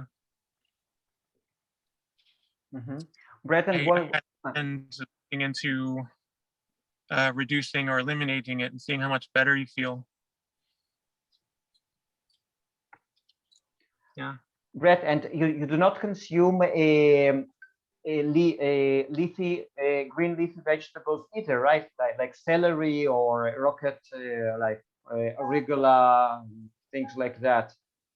No, those are vegetables, not fruits. Yeah, so you do not consume them. Just wanted to clarify. And what's your take on spicy? Yeah. Sorry to interrupt. May I comment on that though a little bit? Yeah, sure. Sure.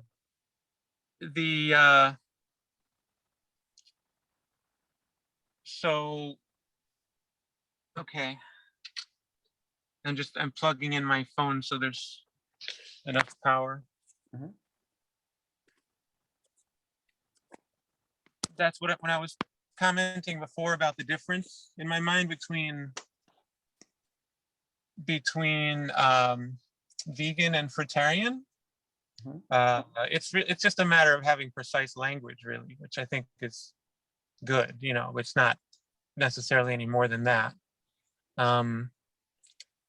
But in a more ideal future moving forward, I think it would be nice if people that are eating fruits and leaves would say they're doing a raw vegan diet. Maybe they might say, I'm eating a raw vegan diet and I'm moving towards fruitarian, mostly fruitarian or something. but they wouldn't call mostly fruit and lettuce fruitarian, simply because it's not correct. You know, I think, you know, I'm just briefly mentioning this to people sometimes because, like I said, I think it'd be nice, more correct language moving forward. To define the terms. Yeah. Okay. Yeah. Okay, and then we have a question from Fred, and he's asking, hi Bret, Bret, sorry, from Fred to Bret. Has urine therapy healed in you anything apart from regrowing your teeth? So has urine therapy healed in you anything apart from regrowing your teeth? That's the question. Hi, Fred. Thanks for the question. Yes, very much so. It's hard to explain, but my entire body is just more healthy and vibrant. I can see it in my face, and those my friends notice it and see it. I'm stronger. I have more energy. I think it's basically just slowly healing everything, helping my body to do what it's always trying to do anyway, which is to, you know, be healthy and be in a harmonious whole state, right? For a while in the Fruitarianism and Fasting Facebook group, the people would sometimes mention to me urine therapy. I was asked to take over and administrate that group like a while ago, and people would sometimes mention it to me. They'd say, "Do you practice urine therapy?" And I'd be like, "I'm not even interested in thinking about that," you know.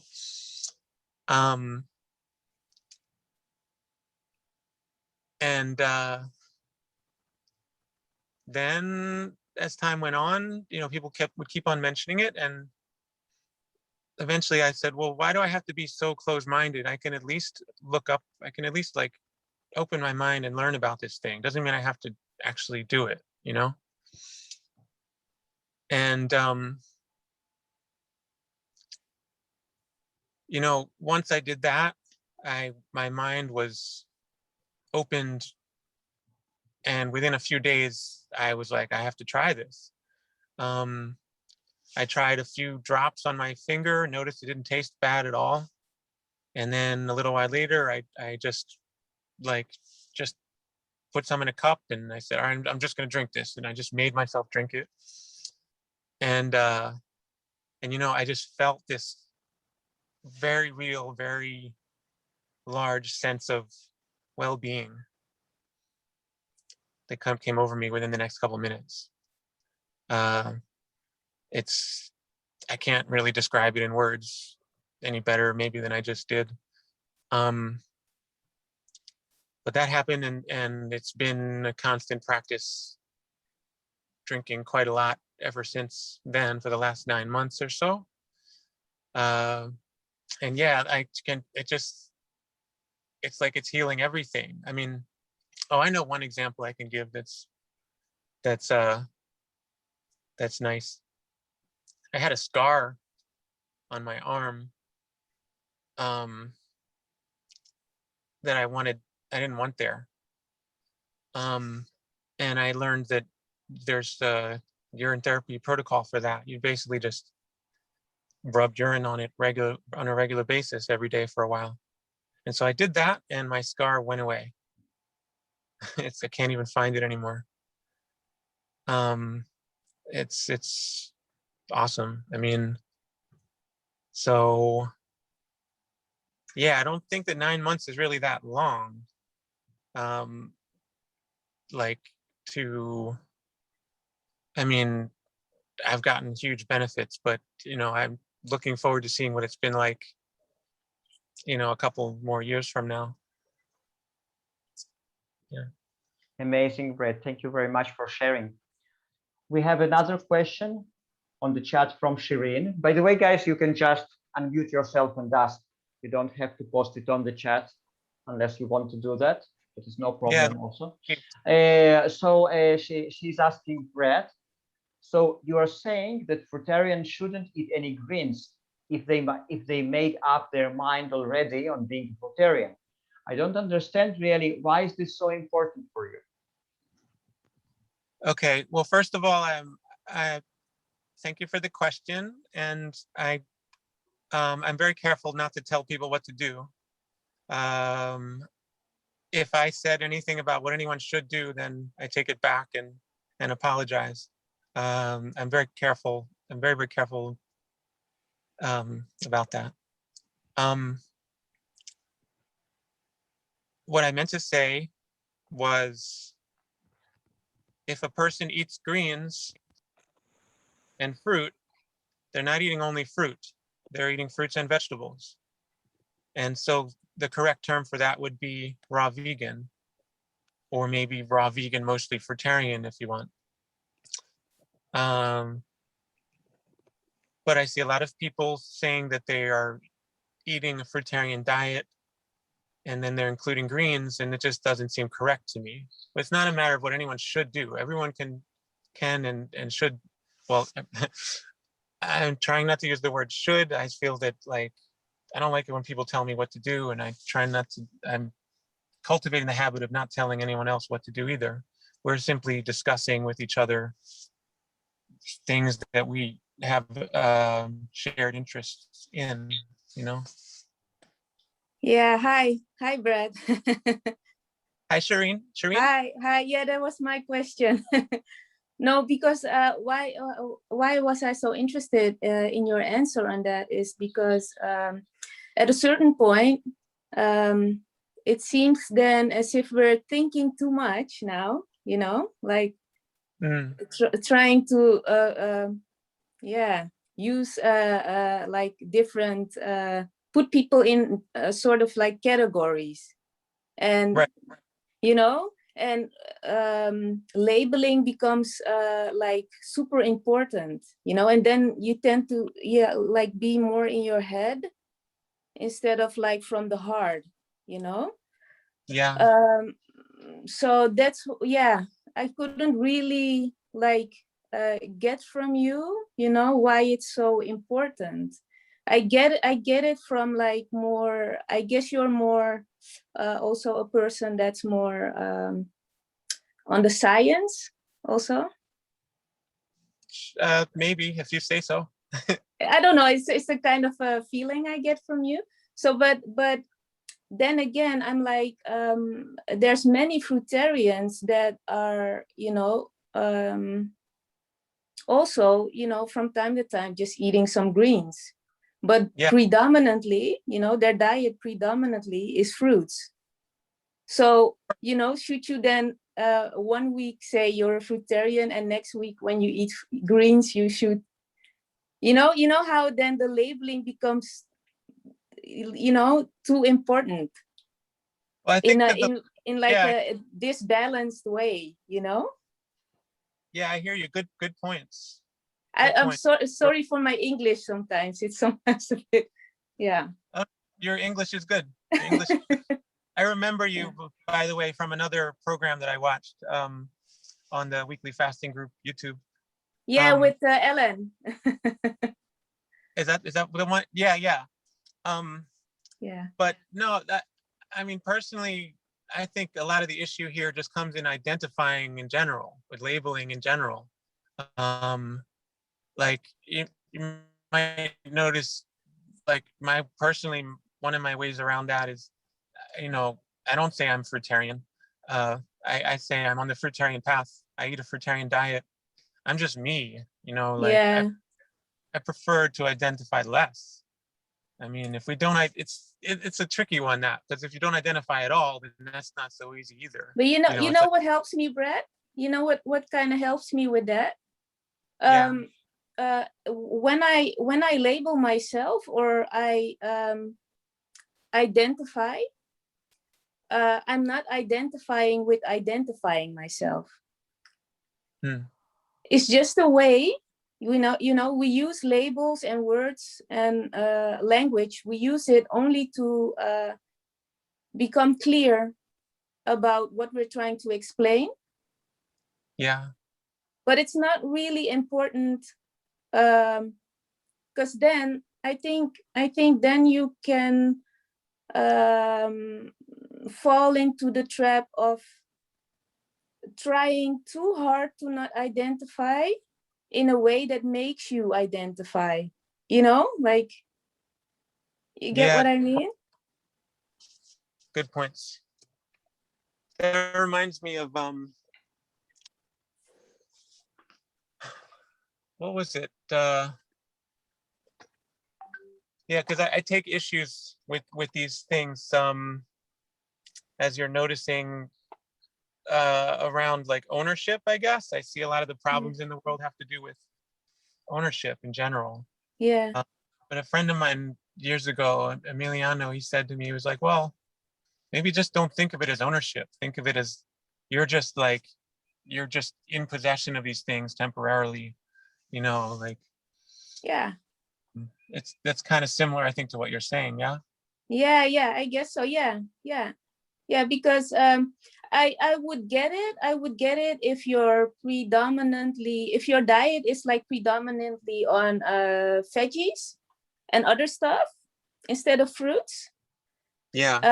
And then you call yourself a fruitarian. Yeah, then it's a bit weird, because now you're also, if you explain that to other people, they might get things confused, and but if your diet is predominantly fruits, and from time to time you eat some greens or whatever, I still consider someone a fruitarian, because they're predominantly Yeah. their diet, like, so yeah, that's why I was trying to like figure out,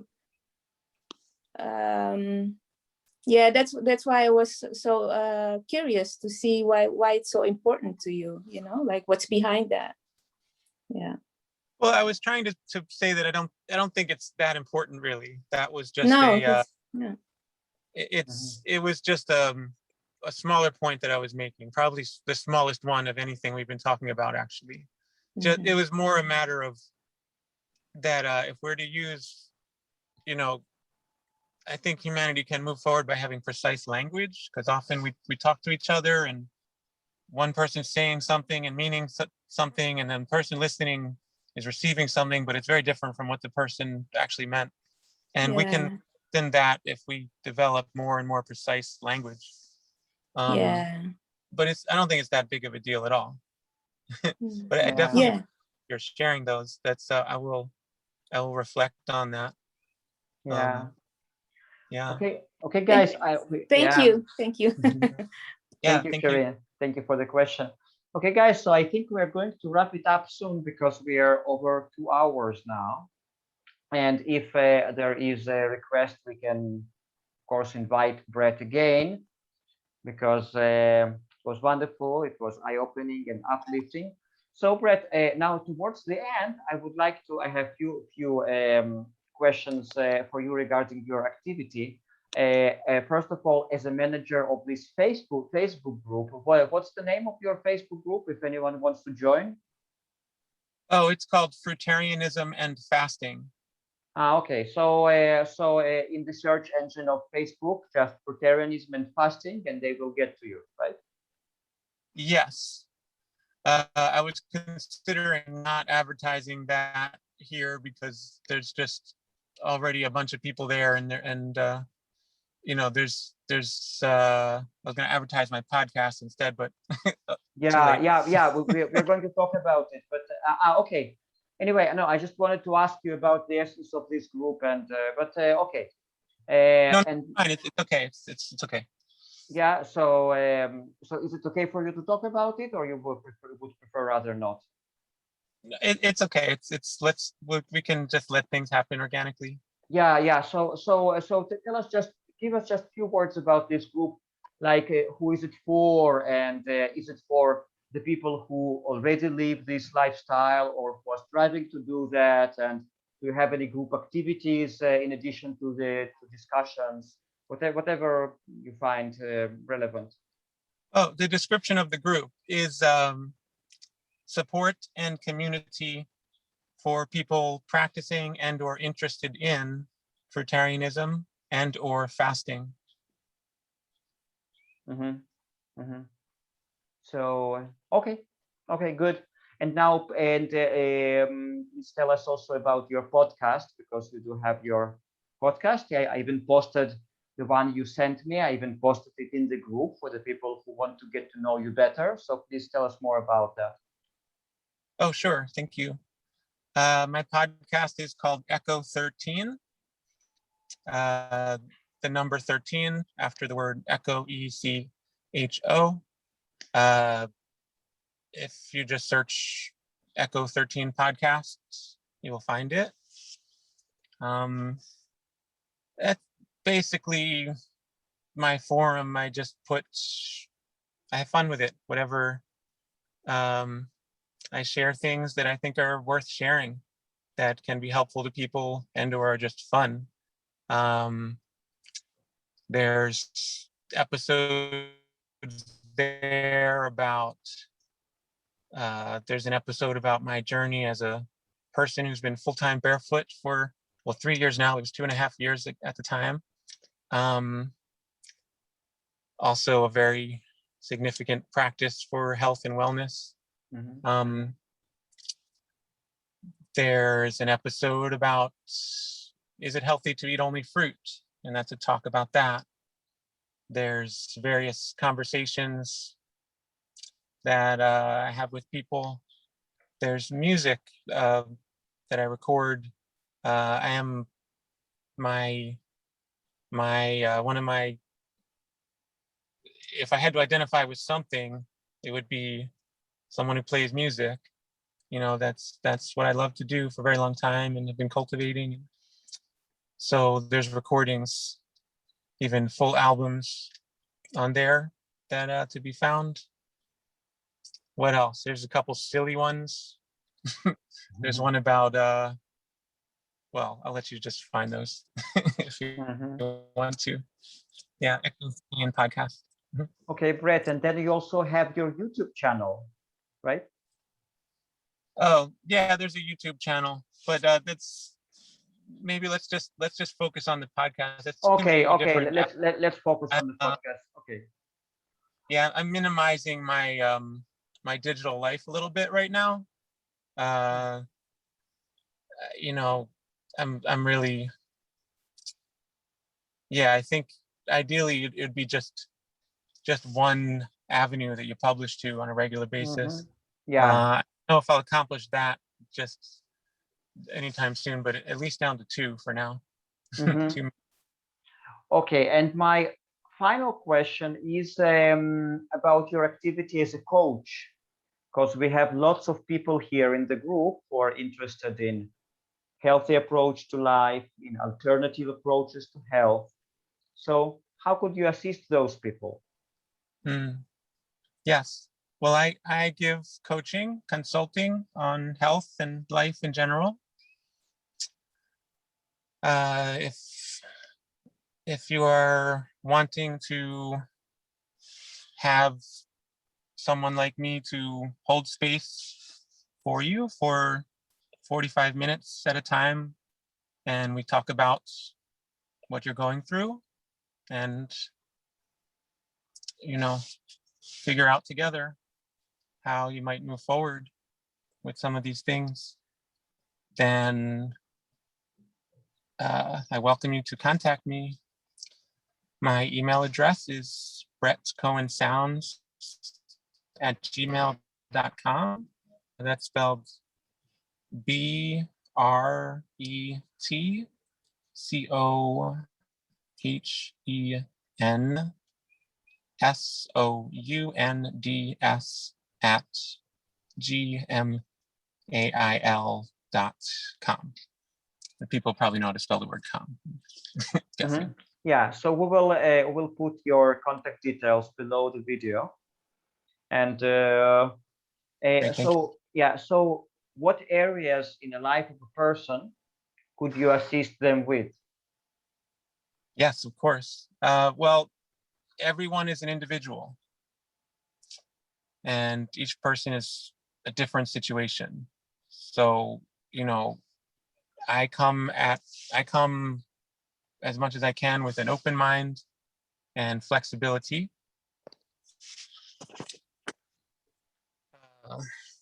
Just checking this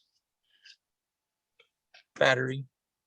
Yeah, my clients in the past, we've